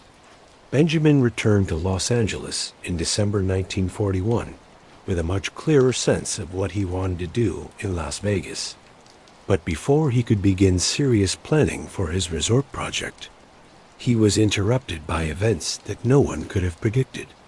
On December 7, 1941, Japanese aircraft attacked Pearl Harbor, and the United States entered World War II. For the next 4 years, American resources and attention would be focused on winning a global conflict that threatened the survival of democracy itself. But rather than giving up his Las Vegas plans, Benjamin found that the war created new opportunities to move his project forward. Defense spending was pouring into Nevada as the federal government built military bases and defense plants throughout the state. The population was growing fast, and workers with steady paychecks were looking for entertainment options that didn't exist. More importantly, the war economy was generating enormous profits for people who were in a position to take advantage of government contracts. Defense jobs and wartime shortages. Benjamin's various legal and illegal businesses were all benefiting from the economic boom, giving him access to money that would be essential for his Las Vegas project. Benjamin also realized that the war was speeding up many of the social changes that he had seen as good for his resort idea. People were more mobile, more willing to try new experiences, and less limited by traditional moral attitudes. The shared experience of wartime sacrifice was creating a national culture that valued entertainment and pleasure as rewards for patriotic service. In 1943, Benjamin made his first serious attempt to buy land for his Las Vegas resort, working through middlemen to avoid getting attention for his plans. He got options on several hundred acres of desert land just south of the existing Las Vegas city limits. The location was far enough from downtown to allow for large-scale construction without interference from existing businesses, but close enough to benefit from the services and workers that the city provided. The land buying process taught Benjamin valuable lessons about Nevada politics and business practices. He learned which local officials needed to be talked to, which lawyers and accountants could be trusted with sensitive information, and which construction contractors had the experience and discretion necessary for his project. He also began developing relationships with legal business leaders who could provide believability, and political protection for his resort. These included bankers who could help with financing, architects who could design the kind of elegant buildings he imagined, and entertainment industry contacts who could provide the shows and celebrity appearances that would attract national attention. But the most important relationship Benjamin developed during this period was with Virginia Hill, who had become not just his romantic partner, but his closest business advisor and someone he could trust completely. Virginia understood both the criminal underworld and legal business culture, and she had a natural sense of what would appeal to the wealthy customers that Benjamin hoped to attract to Las Vegas. Virginia also had connections throughout the entertainment industry, including relationships with performers, agents, and managers who could help create the sophisticated entertainment program that would be essential to Benjamin's resort idea. Her beauty and charm made her an effective representative for the project, able to create interest and support among people who might have been doubtful of Benjamin's criminal background. By the end of 1943, Benjamin had put together most of the pieces necessary to begin his Las Vegas project. He had the land, the early financing, the political connections, and the basic plan for what would become the Flamingo Hotel. Most importantly, he had convinced himself and several key partners that the project was not just possible, but could be revolutionary. The vision was becoming real, but the hardest challenges still lay ahead. Building a luxury resort in the Nevada desert would require overcoming obstacles that had never been faced before. The project would test every skill Benjamin had learned during his criminal career and his years in Hollywood society. As we move toward the most exciting part of Benjamin's story, let yourself settle deeper into the comfortable rhythm of these long-ago dreams and plans. The vision that seemed impossible when Benjamin first stood in the empty desert was about to become concrete and steel, neon and marble, success, and in the end, tragedy. As we move through these quieter moments of Benjamin's story, let your mind settle into the rhythm of those desert days, when dreams were being turned into concrete and steel under the never-ending Nevada sun. Time moved differently then, measured not in minutes and hours, but in the slow progress of building, the slow gathering of details that would eventually become a revolution in American entertainment. Picture this. It's a blazing hot morning in July 1945, and Benjamin Siegel is standing in what will someday be the elegant lobby of the Flamingo Hotel. But today, it's just a frame of steel beams and concrete foundations, surrounded by the organized chaos of a huge construction site. Workers in hard hats move purposefully through the structure, following plans that exist as much in Benjamin's imagination as on paper. The war has ended, and America is beginning the great post-war boom that will define the next 25 years. Soldiers are coming home with savings accounts full of military pay they couldn't spend overseas. Defense workers are moving to civilian jobs that pay better than anything their fathers ever dreamed of. Young couples are getting married, buying houses, starting families, and looking for ways to celebrate their new prosperity. Benjamin can feel this energy in the desert air around his construction site. He knows that the Flamingo is being built at exactly the right moment to capture and serve the new American appetite for luxury, entertainment, and experiences that will make people feel successful and sophisticated. But building a dream in the middle of the desert is more complicated than anyone could have imagined. Every part of the project requires solutions that have never been tried before. Water must be brought in from faraway sources. Electrical systems must be designed to handle the huge air conditioning needs necessary to keep the hotel comfortable in the Nevada heat. Materials and skilled workers must be brought hundreds of miles across difficult land. The building process becomes a master class in problem solving, logistics, and leadership.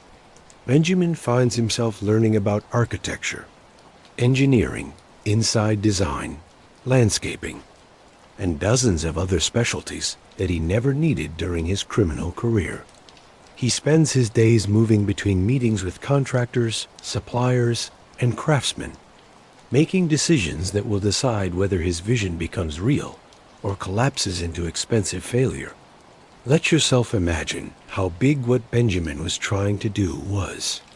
The Flamingo was planned to include not just a casino, but a complete resort complex with 200 luxury hotel rooms, multiple restaurants, bars, and lounges, a showroom that could hold major entertainment acts, a swimming pool designed to be as good as anything in Hollywood, and landscaping that would create a tropical oasis in the middle of the Mojave Desert.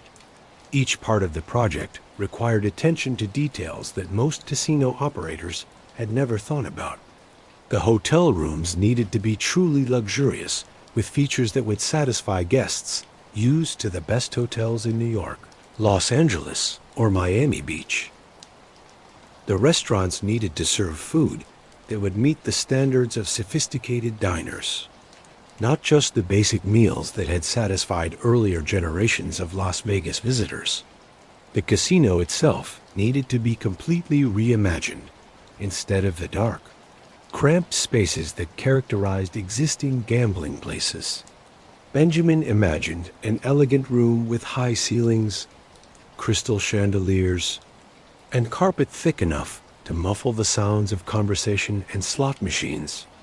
The gaming tables would be made from the finest woods, the chairs would be covered in leather, and the overall feeling would suggest a private club rather than a place for public gambling. But the most challenging part of the project was creating an entertainment program that would justify the Flamingo's luxury goals. Benjamin wanted to attract performers who could draw audiences from Los Angeles, San Francisco, and eventually from across the entire country. This meant offering salaries and working conditions that could compete with the best nightclubs and theaters in America's major cities. Virginia Hill proved invaluable in this effort.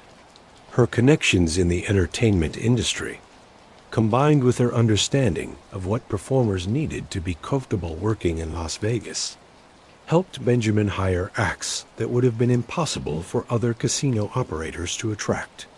She also served as the Flamingo's unofficial hostess, using her charm and social skills to make visiting celebrities feel welcome and appreciated. But success in the entertainment industry takes more than just money and connections. It takes understanding the complex relationships between performers, agents, managers, and booking agencies. It takes creating technical facilities, sound systems, lighting, staging, that will allow acts to do their best work. Most importantly, it takes building an audience that will enjoy and support sophisticated entertainment. Benjamin threw himself into this challenge with the same intensity he had once used to organize bootlegging operations.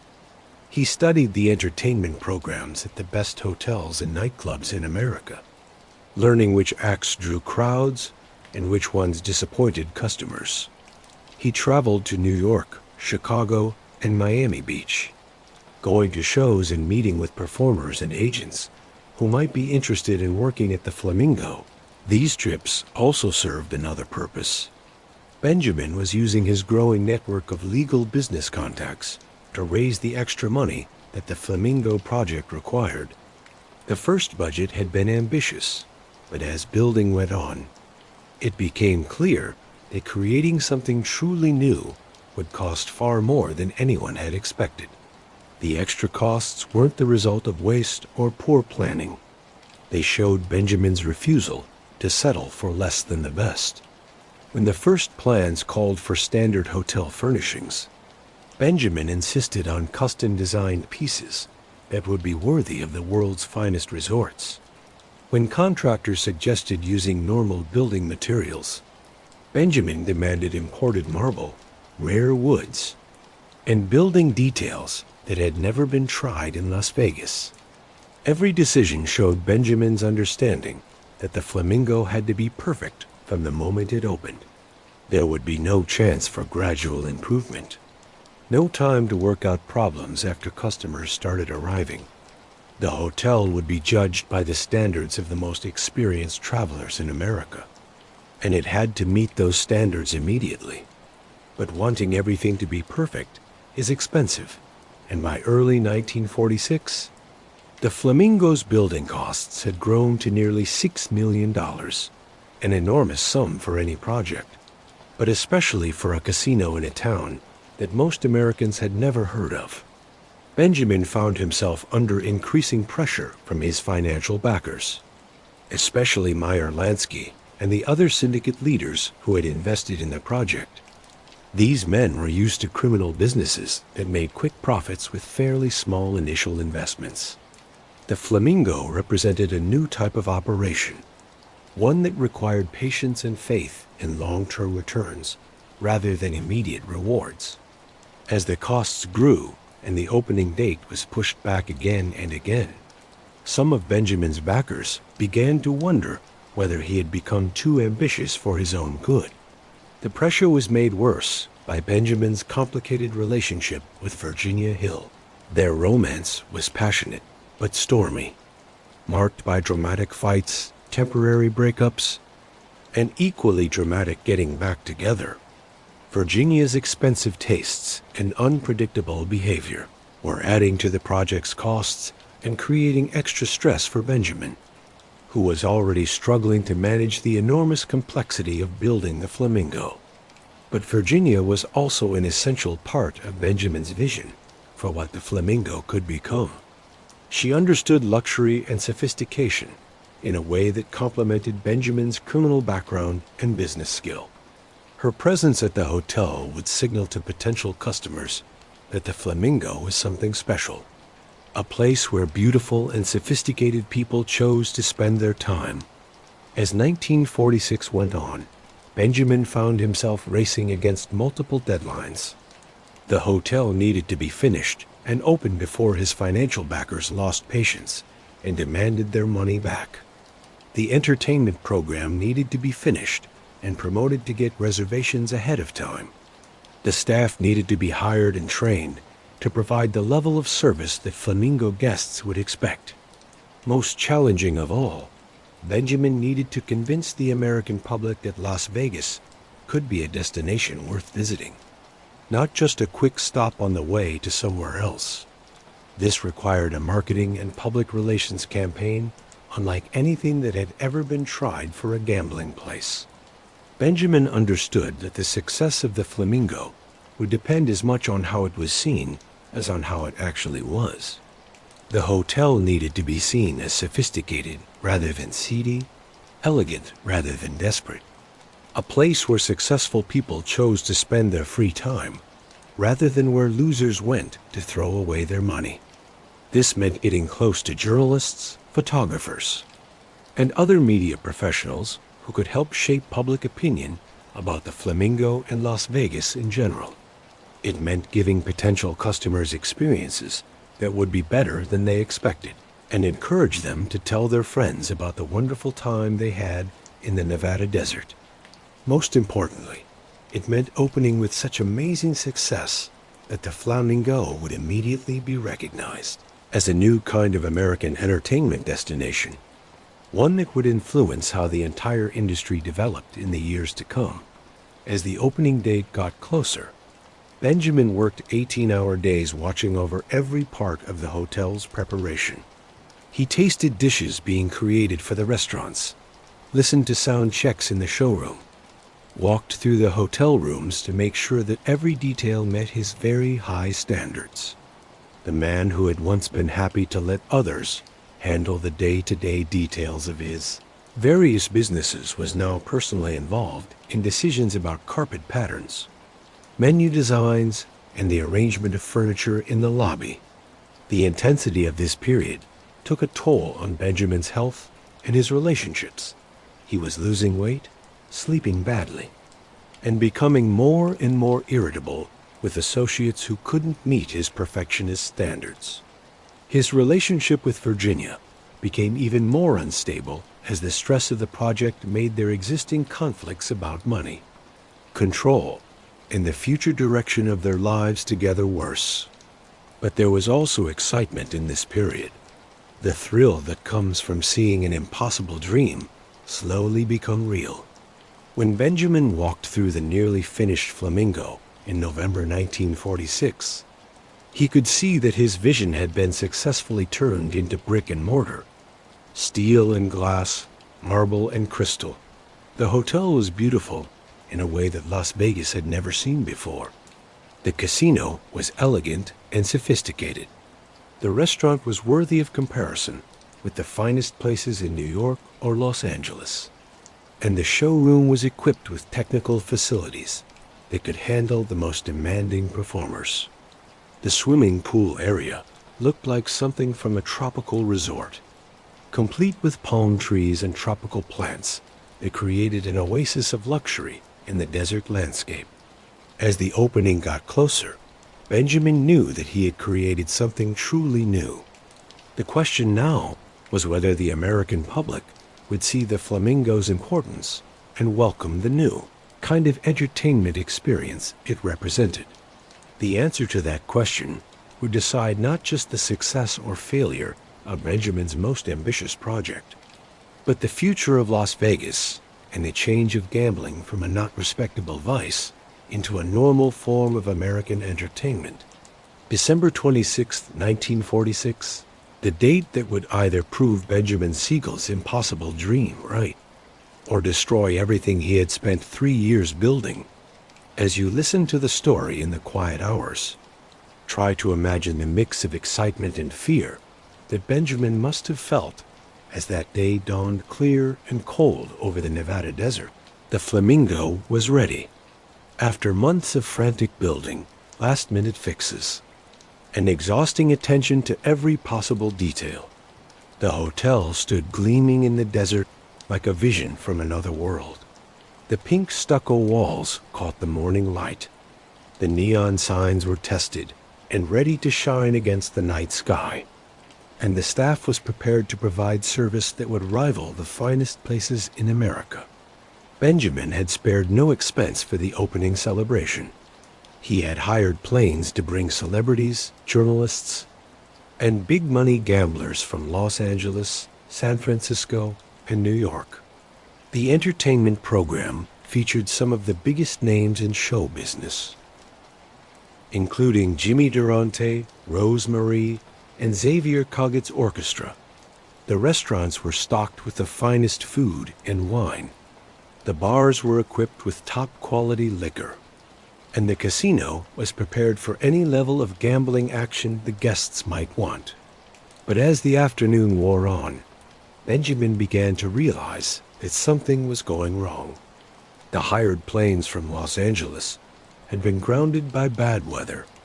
Many of the celebrities who had promised to attend were sending their regrets at the last minute, saying they had other conflicts or emergencies. The journalists who were supposed to provide national publicity for the opening were nowhere to be seen. Even more troubling, the local Las Vegas community seemed unimpressed by the Flamingo's grandness. The existing casino operator saw Benjamin as an unwelcome outsider who was trying to change traditions that had worked well for them for years. The city's business leaders were doubtful that tourists would travel hundreds of miles to gamble and see shows when they could find both activities closer to home. By evening, it became clear that the opening night crowd would be much smaller than Benjamin had hoped. Instead of the sparkling gathering of celebrities and big spenders that he had imagined, the Flamingo's casino hosted perhaps 100 guests, many of them local people just curious rather than serious gamblers. But Benjamin was determined to make the best of the situation. He moved through the casino like a thoughtful host, greeting every guest personally, making sure that everyone felt welcome and appreciated. He was dressed perfectly in a custom-tailored tuxedo, his hair perfectly groomed, his manner confident and charming, despite the obvious disappointment of the small crowd. The entertainment program went on as planned. with Jimmy Durante delivering his trademark performance to an audience that was enthusiastic if small. The restaurant served excellent food to guests who appreciated the quality, even if they couldn't fill all the available tables. The bar stayed busy throughout the evening as guests tried cocktails that were made with skill and top ingredients. But the casino, which was supposed to be the heart of the Flamingo's profit, was a disaster. The few guests who did gamble were winning far more than they were losing, creating exactly the opposite flow of money that Benjamin needed to show the hotel could work. By the end of the evening, the Flamingo had lost money on every part of its operation: rooms, food, entertainment, and most terribly, gambling as the guests left, and the staff began cleaning up from the opening celebration. Benjamin found himself alone in the casino, surrounded by the elegant facilities he had dreamed of creating, but watching the reality of failure settle around him like desert dust. The beautiful room that was supposed to be filled with sophisticated gamblers and profitable action was empty, except for dealers and security guards who had nothing to do. The money problems were immediate and terrifying. The Flamingo's daily costs were enormous: air conditioning, staff salaries, food and beverage supplies, entertainment expenses, and payments on the building loans, without gambling money to cover these costs. The hotel would lose money every day it stayed open. But the bigger problems were even more serious. Benjamin's trustworthiness with his financial backers depended completely on the Flamingo's success. If the hotel failed, he wouldn't just lose his own investment. He would be answerable to syndicate leaders who had given millions of dollars, based on their belief in his vision and management skills. Meyer Lansky, Lucky Luciano, Frank Kostlow, and the other men who had provided money for the Flamingo were not used to accepting losses calmly. They had invested in the project because Benjamin had convinced them that it represented a new kind of opportunity to set up legal businesses that would make enormous long-term profits. If that promise turned out to be false, Benjamin would face consequences that went far beyond money problems over the next several weeks. Benjamin struggled to keep the Flamingo running while desperately searching for solutions to its basic problems. He changed the entertainment program, changed the restaurant menus, and tried different gambling promotions designed to attract customers from Los Angeles and other nearby cities. Virginia Hill, who had been mostly gone during the building period, returned to Las Vegas to help with the crisis. Her presence gave Benjamin emotional support, but it also created extra problems. Virginia's expensive tastes and unpredictable behavior added to the hotel's costs at exactly the moment when every dollar needed to be carefully saved. More problematically, Virginia's relationship with Benjamin was becoming a source of suspicion among his syndicate backers. Some of them wondered whether she was encouraging Benjamin's wasteful spending, or whether she might be planning to disappear with whatever money could be taken from the failing business. By February 1947, it became clear that the Flamingo could not keep operating as it was. Benjamin made the hard decision to close the hotel temporarily, letting go of most of the staff and cutting back operations to reduce the daily losses. The closing was presented to the media as a temporary change to get ready for a big reopening. But everyone involved understood that the Flamingo was fighting for its survival. A temporary closing gave Benjamin time to re-examine every part of the operation. He spent weeks studying financial records, what customers said, and how things were run, trying to understand why his carefully planned vision had failed to attract the market he had expected. Some of the problems were obvious. The weather-related cancellations on opening night had taken away the media attention that was essential to building the Flamingo's national reputation. The first entertainment program, while expensive, had not been well suited to the intimate feel of the hotel's showroom. But the more basic problems were harder to fix. Las Vegas was still too far from major population centers to attract casual visitors. The local market was too small to support the level of luxury and sophistication that Benjamin had put into the Flamingo. Most importantly, American attitudes toward gambling were not yet ready for the kind of acceptance by most people that Benjamin's business plan required. Benjamin's solution was typical of him, bold. Instead of making his dreams smaller to match what the market was really like, he decided to put even more effort into his original vision.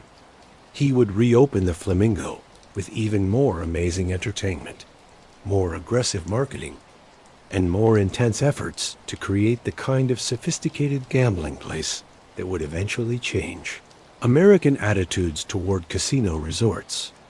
The decision required more investment at exactly the moment when Benjamin's money was most stretched. He had to convince his syndicate backers to give more money for a project that had already shown it could lose money faster than anyone had thought possible. But Benjamin's ability to persuade people, developed during years of convincing people to take risks they wouldn't normally consider, was up to the challenge. He presented the Flamingo's first failure as a learning experience that had provided valuable understanding of how to create successful casino operations. He argued that the hotel's problems were about how it was run rather than the basic idea, and that fairly small changes would turn the property into the profitable business that everyone had originally imagined. The big reopening was planned for March 1947, and this time, Benjamin was determined to avoid the mistakes that had hurt the first opening. The weather was better.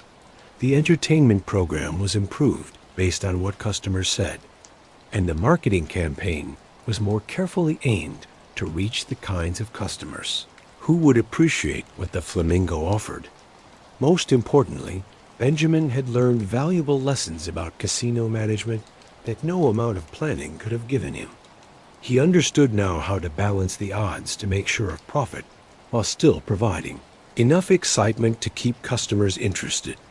He had improved the service standards to create a feeling of luxury without the excessive costs that had added to the first losses.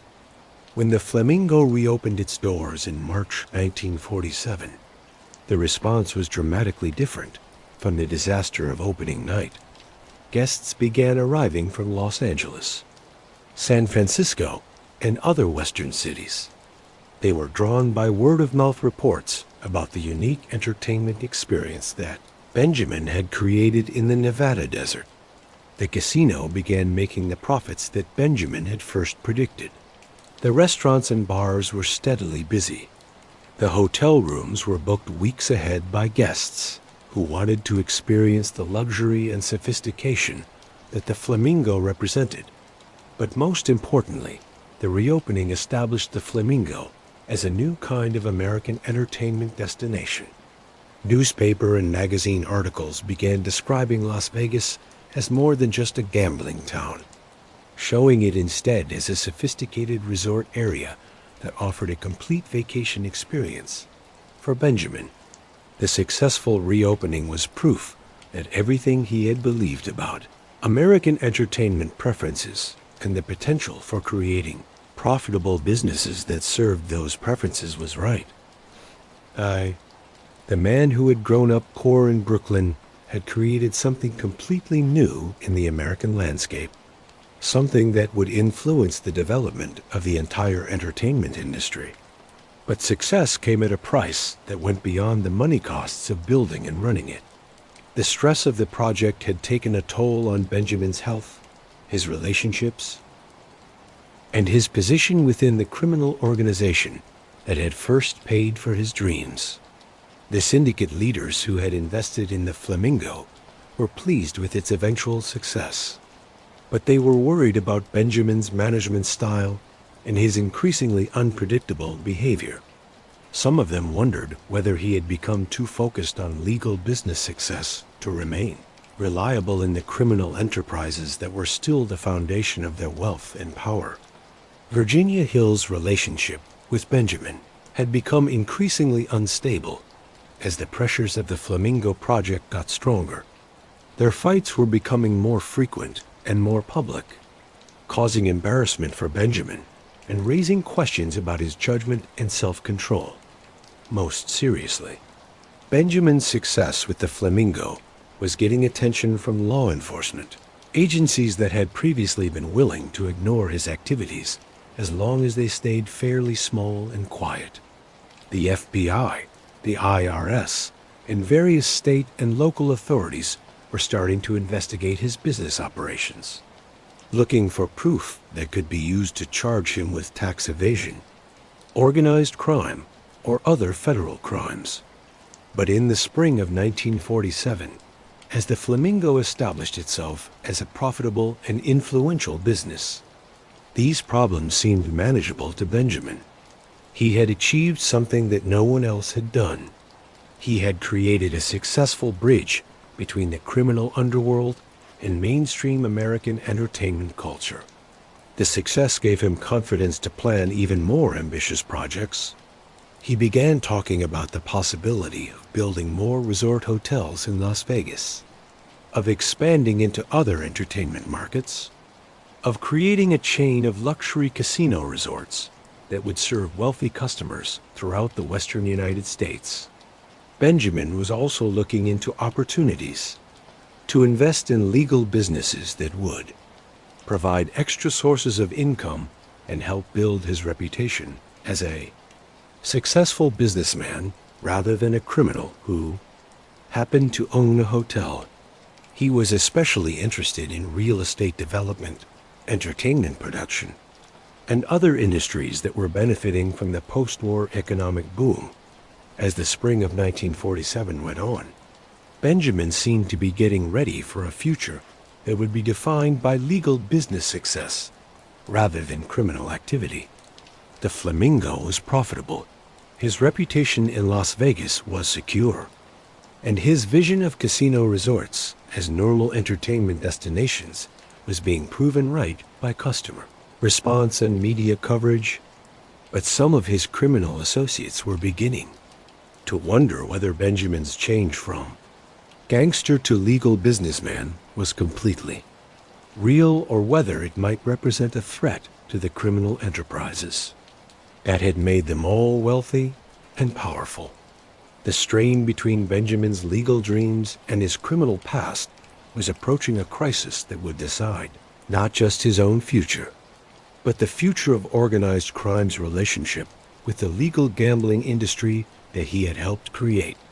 If you've been with me for over 2 hours, you're part of the dedicated few who understand that the best stories, the ones worth telling and retelling, need patience to unfold properly.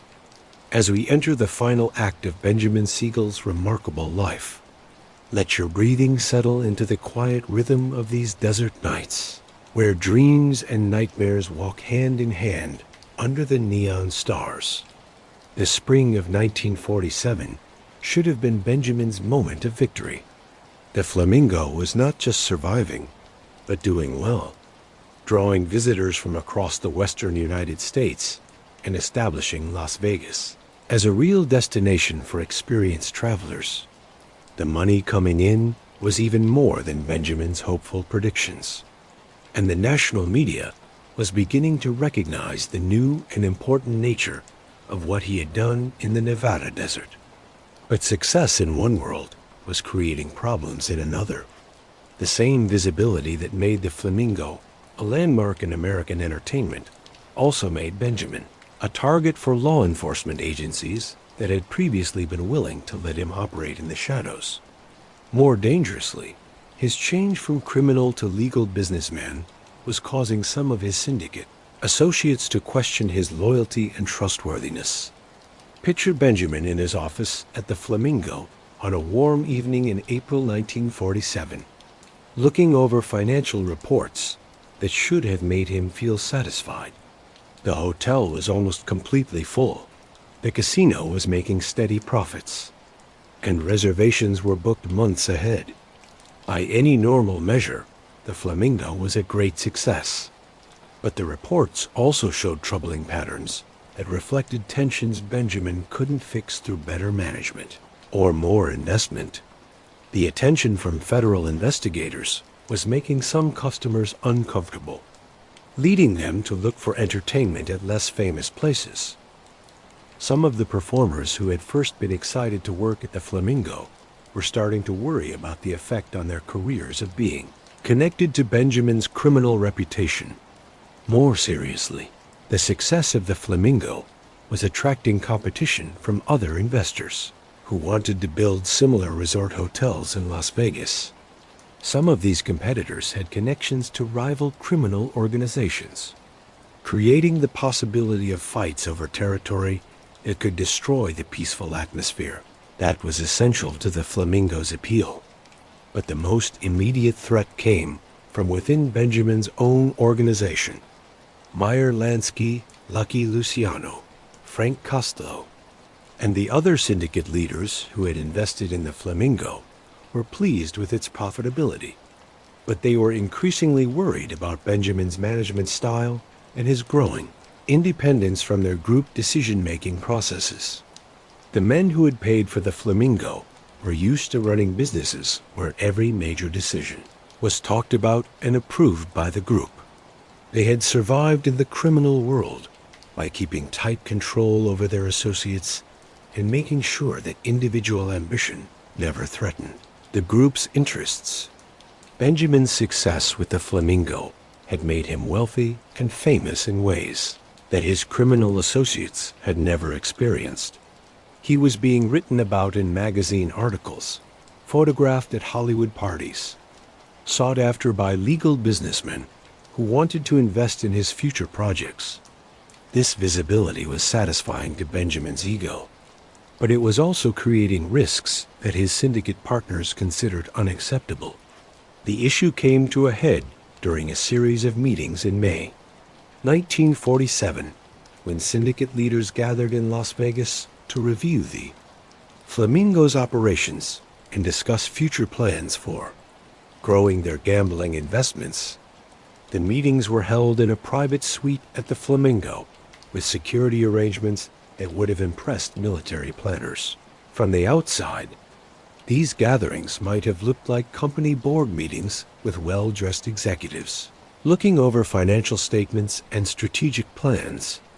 But the real reasons for meeting were more complex and more dangerous than anything found in legal business organizations. Meyer Lansky, who had been Benjamin's closest friend and partner for nearly 30 years, was especially worried about changes in Benjamin's behavior and judgment. Meyer had watched Benjamin grow from a street-smart kid in Brooklyn into a sophisticated operator who could find his way through both criminal and legal business environments. But he was worried that success had made Benjamin careless about security and indifferent to the group's interests of the syndicate. The specific issues under discussion included Benjamin's increasingly public relationship with Virginia Hill, his growing social contacts with Hollywood celebrities and legal businessmen, and his apparent plans to develop more resort properties that would require even larger investments and create even more attention from law enforcement. But the deeper concern was about loyalty and control. Benjamin's success with the Flamingo had shown that casino resorts could be enormously profitable, but it had also shown that running such businesses required skills and contacts that went far beyond traditional criminal activities. The syndicate leaders were starting to wonder whether they needed Benjamin more than he needed them. Benjamin, for his part, was getting frustrated with what he saw as his partner's inability to understand the bigger meaning of what he had done with the Flamingo. He believed that the success of casino resorts would eventually make traditional criminal activities unnecessary, providing chances for enormous wealth through legal businesses that were protected by law rather than threatened by it. This difference in thinking showed a basic disagreement in organized crime during the post-war period. Some criminal leaders saw legal businesses mainly as covers for illegal activities or as ways to make dirty money from traditional criminal enterprises look clean. Others, like Benjamin, believed that legal businesses could become the main source of income and influence, with criminal activities playing a supporting rather than leading role. The meetings in May 1947 failed to fix these tensions. Benjamin agreed to various compromises and promises designed to address his partner's worries. But it was clear that the basic disagreements about strategy and control remained unresolved. Adding to the complexity of these business arguments was Benjamin's worsening relationship with Virginia Hill. Their romance, which had given both personal happiness and business advantages during the building and early running of the Flamingo, was becoming a source of stress and embarrassment that threatened to weaken Benjamin's position within the syndicate. Virginia's behavior was becoming increasingly unpredictable and expensive. She was drinking heavily, fighting with Benjamin in public, and making careless comments about syndicate business to people who had no need or right to know such information. Her presence at syndicate meetings and business discussions was no longer seen as an asset, but as a security risk that needed to be managed. Benjamin found himself stuck between his real affection for Virginia and his practical need to keep the trust of his business partners. The personal relationship that had once made him more effective professionally was now creating problems that he couldn't solve through charm, negotiation, or even threats. By June 1947, the tensions within the syndicate had reached a crisis point. Benjamin was spending most of his time in Los Angeles, partly to escape the pressures of Las Vegas, but also to look into new business opportunities that would reduce his dependence on his criminal associates. He was looking into investments in movie production, real estate development, and other legal enterprises that could provide both income and respectability. But being away from Las Vegas didn't provide escape from the basic problems that were threatening his relationship with the syndicate. If anything, his absence from the Flamingo was creating additional worries among his partners, who were concerned that he was losing interest in the casino business and planning to abandon the investments they had made in his vision. The situation was made more complicated by broader changes in American law enforcement that were making all forms of organized criminal activity more dangerous and less profitable. The FBI was developing new investigation techniques and legal strategies that threatened the traditional methods syndicate leaders had used to protect themselves from prosecution.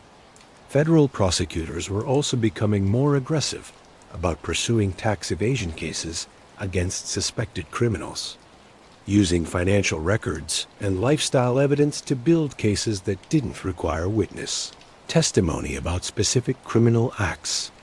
Benjamin's obvious wealth and expensive lifestyle made him a natural target for this kind of investigation. As June went on, Benjamin found himself under increasing pressure from multiple directions. Law enforcement agencies were investigating his taxes and business practices. Syndicate leaders were questioning his judgment and loyalty. Virginia Hill was creating personal and professional embarrassment, and competitors were threatening the Flamingo's position in the market. But Benjamin had survived difficult situations before, and he faced these challenges with the same mix of intelligence, charm, and ruthlessness that had helped him throughout his career. He believed that he could work out solutions to the business arguments, handle the law enforcement investigations, and fix his personal problems with Virginia. What Benjamin didn't fully understand was that the success of the Flamingo had changed the stakes of the game he was playing. The men who had once been his partners and friends now saw him as either an essential asset who needed to be controlled or a dangerous problem who needed to be removed. The decision about which category Benjamin fell into would be made not through talking or compromise, but through the brutal logic that had governed organized crime long before anyone dreamed of building casino resorts in the Nevada desert. As you settle deeper into this final chapter of our journey together, Let the desert wind carry away the tensions of your day. What we're about to explore happened long ago in a world of shadows and neon that exists now only in memory and story. The events of June 20th, 1947 unfolded with the terrible certainty of a Greek tragedy. But they're part of a larger American story about dreams, ambition, and the prices we pay for trying to reshape the world in our own image. Benjamin Siegel woke that morning in Beverly Hills in the mansion at 810 North Linden Drive that Virginia Hill had rented for them to use when business or pleasure brought them to Los Angeles. The house was elegant and comfortable with Spanish colonial architecture that reminded Benjamin of his early days in Hollywood, when everything had seemed possible and the future stretched ahead like an open highway. The morning sun streamed through the windows of the bedroom, where Benjamin had spent a restless night, his sleep troubled by worries that he couldn't quite identify, but couldn't ignore. The previous weeks had been filled with meetings, phone calls, and negotiations related to his various business interests. But there had been an undercurrent of tension that suggested bigger problems were developing beneath the surface of his apparently successful enterprises. Virginia was already awake, sitting at her dressing table and putting on makeup with the practiced skill of someone who had learned that appearance was both protection and weapon in the complex social battles of Hollywood society. Their relationship had been strained for months, marked by arguments about money, loyalty, and the future direction of their lives together. But on this particular morning, there was a fragile calm between them, a kind of temporary peace that sometimes follows exhausting conflicts when both people are too tired to keep fighting. They spoke quietly about practical matters, appointments, social events, business meetings, without addressing the larger issues that had been causing their relationship to fall apart. Benjamin spent the morning looking over financial reports and letters related to the Flamingo and his various other investments. The casino was doing well with steady profits and growing recognition as an important destination for wealthy travelers. But the success was creating new challenges that needed constant attention and careful management. There were personnel problems at the Flamingo, with key employees leaving for positions at competing places that were starting to copy Benjamin's formula for combining gambling with luxury resort features. There were regulation problems with Nevada gaming officials, who were under increasing pressure from federal authorities to watch casino operations more closely. Most seriously, there were ongoing tensions with syndicate partners who remained suspicious of Benjamin's independence and worried about the attention his activities were attracting from law enforcement.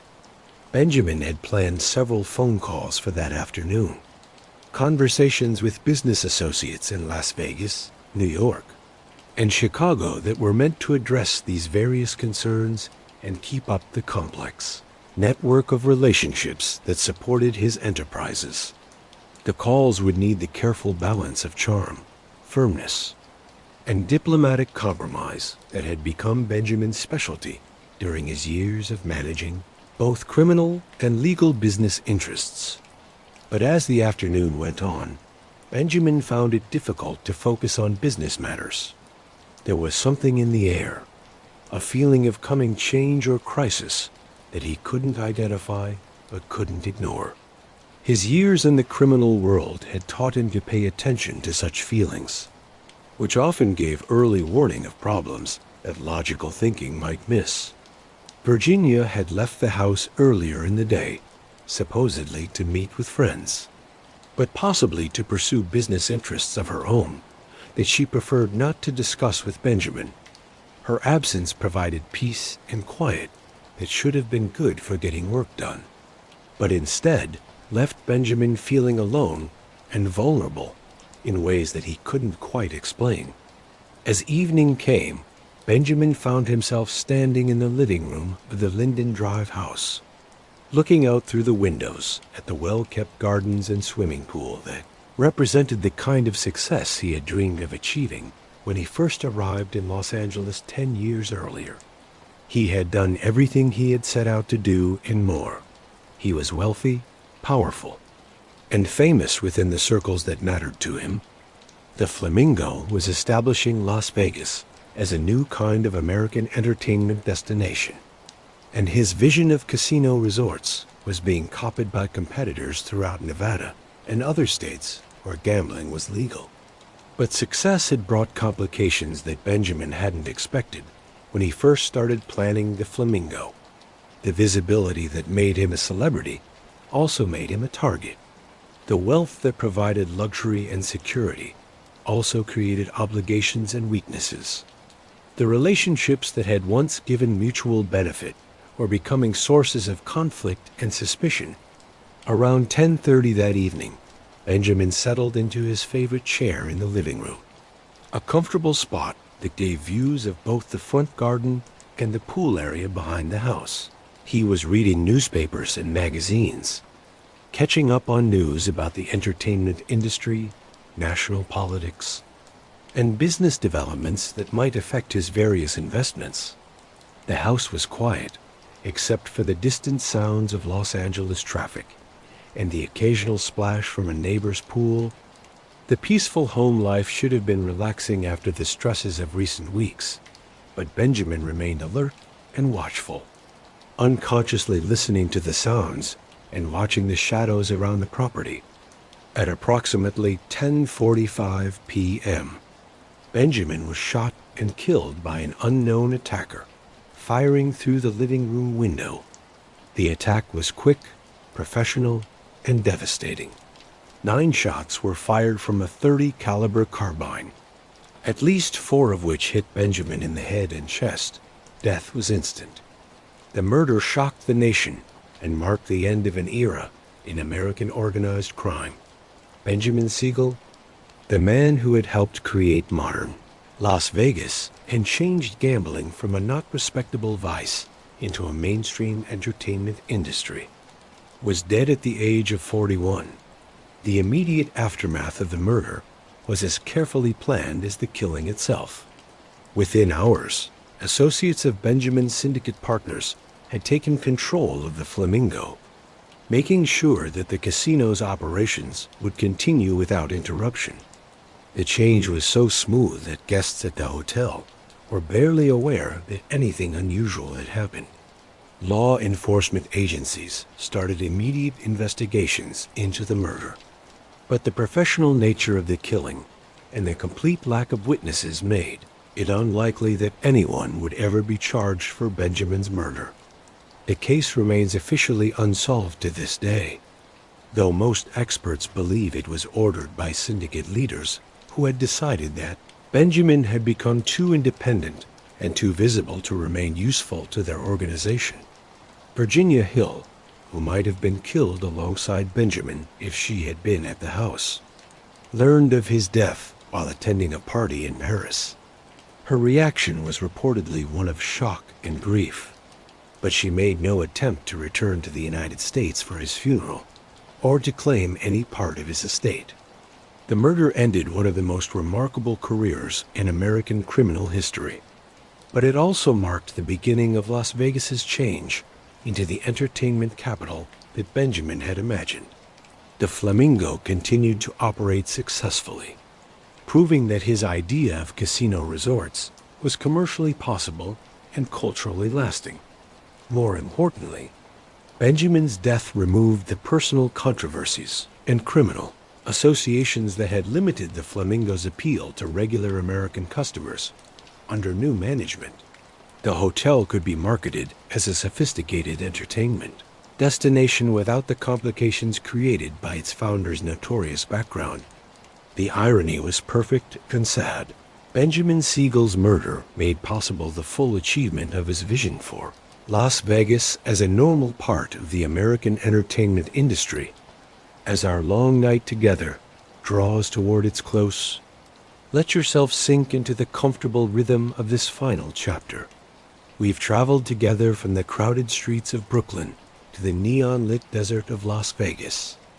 following the extraordinary journey of a man who refused to accept that his beginnings decided what he could become. Benjamin Siegel's death on that June evening in 1947 was front-page news across America. But the headlines focused on the violence of his end rather than the new and important nature of his achievements. Gangster slain in Beverly Hills read the typical newspaper account, emphasizing the criminal parts of his life while mostly ignoring the legal business innovations that would ultimately prove to be his most important legacy. But even as Benjamin's body was being prepared for burial in a simple ceremony attended by only a few family members and loyal associates, the change of Las Vegas was speeding up in ways that proved every prediction he had made about the future of American entertainment. Within months of Benjamin's death, other investors were planning more casino resorts that copied and expanded upon the Flamingo model. The Desert Inn, the Sahara, the Sands. Each of these properties used lessons learned from Benjamin's successes and failures, creating a new generation of entertainment destinations that established Las Vegas as the gambling capital of America. The men who built these new casinos were often legal businessmen rather than criminal figures, investors who had been attracted to Las Vegas by the profitability that Benjamin had shown at the Flamingo. They had the advantage of being able to build upon his new ideas without the complications created by his criminal background and syndicate associations. More importantly, they benefited from changes in American culture that made casino gambling more socially acceptable. The post-war economic boom had created a large middle class with extra money and free time to spend on entertainment that earlier generations had considered silly or wrong. The growth of commercial aviation made Las Vegas reachable for customers from across the entire country, not just the western states. Television was also playing a role in changing Las Vegas from a remote desert town into a nationally known entertainment destination.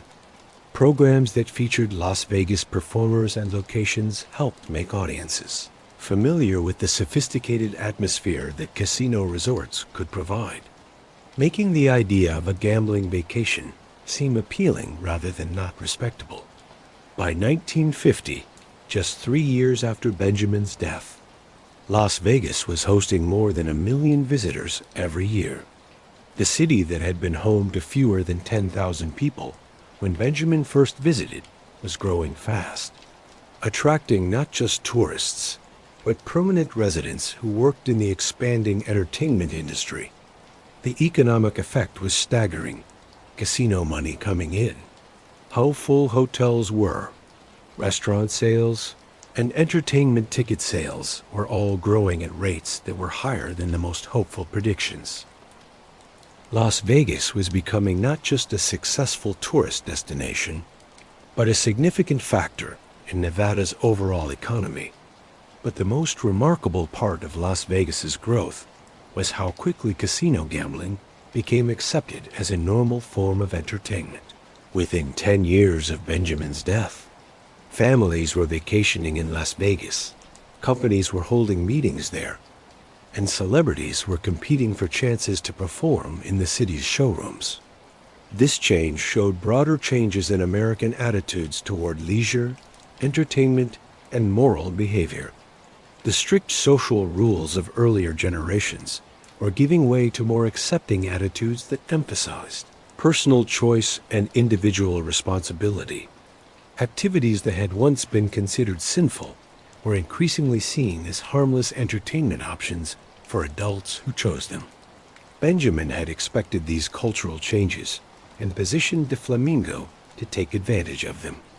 His understanding that Americans would eventually accept casino gambling as normal entertainment proved to be one of the most accurate business insights of the 20th century. The success of Las Vegas also proved Benjamin's belief that criminal organizations could profit more from legal businesses than from traditional illegal activities. The casino industry created enormous wealth for its investors, but it did so through legal operations that were protected by law rather than threatened by it.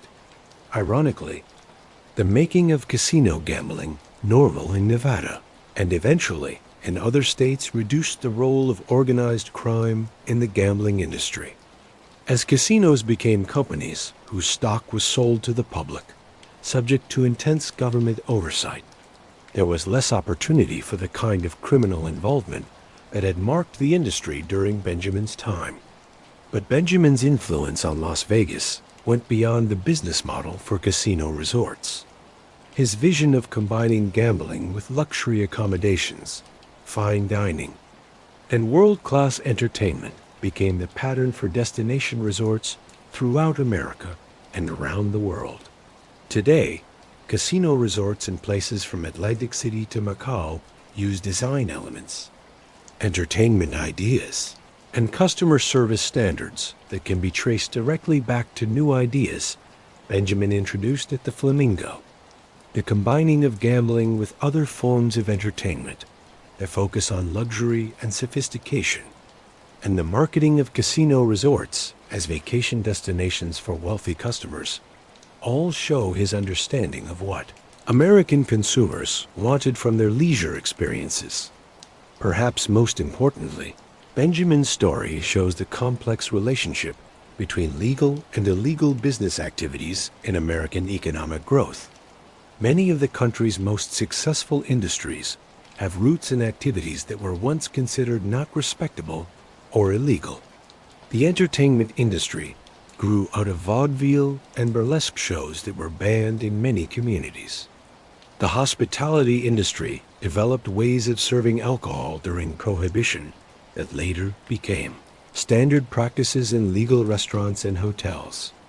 Benjamin's career shows how individuals with criminal backgrounds sometimes have insights and skills that allow them to see business opportunities that more conventional business people might miss. His experience in organizing illegal businesses, managing risks in uncertain environments, and providing services that customers wanted but couldn't get, legally gave him advantages in developing the casino resort industry. But his story also shows the dangers of trying to operate at the same time in criminal and legal business environments. The syndicate connections that gave money and protection for Benjamin's early businesses eventually became problems that limited his ability to fully profit from the success of the Flamingo. The tensions that led to Benjamin's murder showed basic conflicts between the short-term thinking that marks most criminal activities and the long-term planning that successful legal businesses need. Benjamin's vision of casino resorts as normal entertainment destinations was ultimately not compatible with the secretive violent methods that had made him wealthy and powerful. As you listen to this story in the quiet hours before dawn, think about what Benjamin Siegel's life tells us about the American dream and the prices we pay for chasing our most ambitious visions.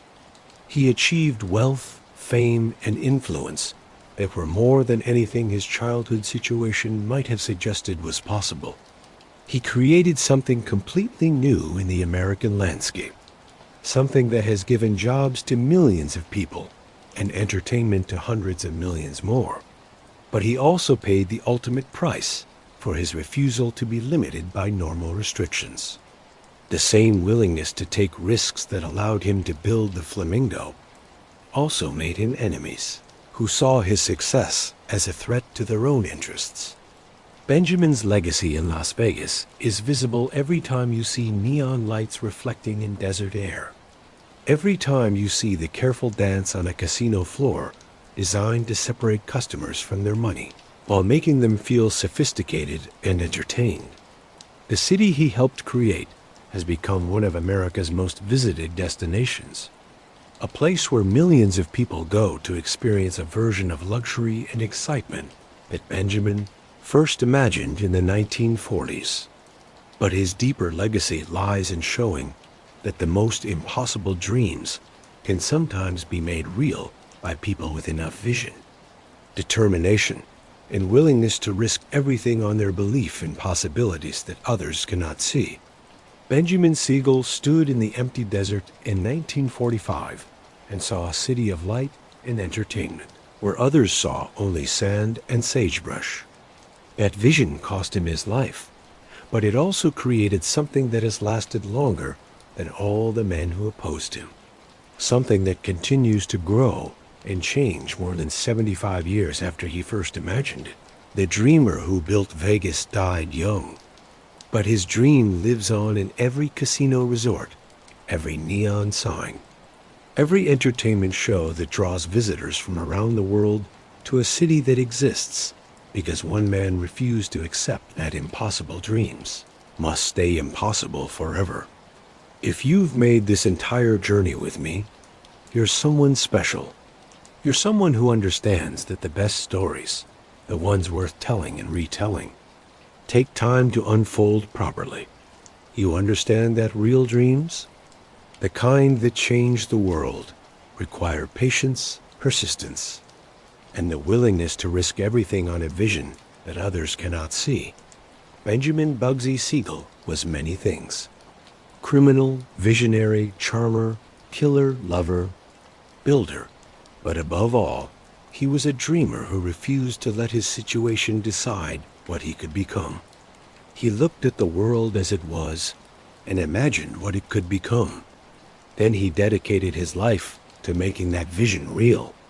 His story reminds us that the line between legal and illegal success is often thinner than we might like to believe, and that some of America's most celebrated achievements have roots in activities that were once considered not respectable or dangerous. But more than that, Benjamin's story reminds us that dreamers, even flawed ones, even dangerous ones, sometimes change the world in ways that last longer than their own short lives. The next time you see the lights of Las Vegas shining against the desert night, remember the man who first imagined that impossible sight and was willing to die for the chance to make it real. And remember, whether you're falling asleep to this story or using it to pass the long night hours, you're part of something that Benjamin would have understood. The magic that happens when we take time to really listen, to really dream, to really believe that sometimes the most impossible visions are the ones that change everything. Until next time, keep dreaming big, sleep well, and remember that sometimes the most impossible visions are the ones that change everything. Good night, wherever you are.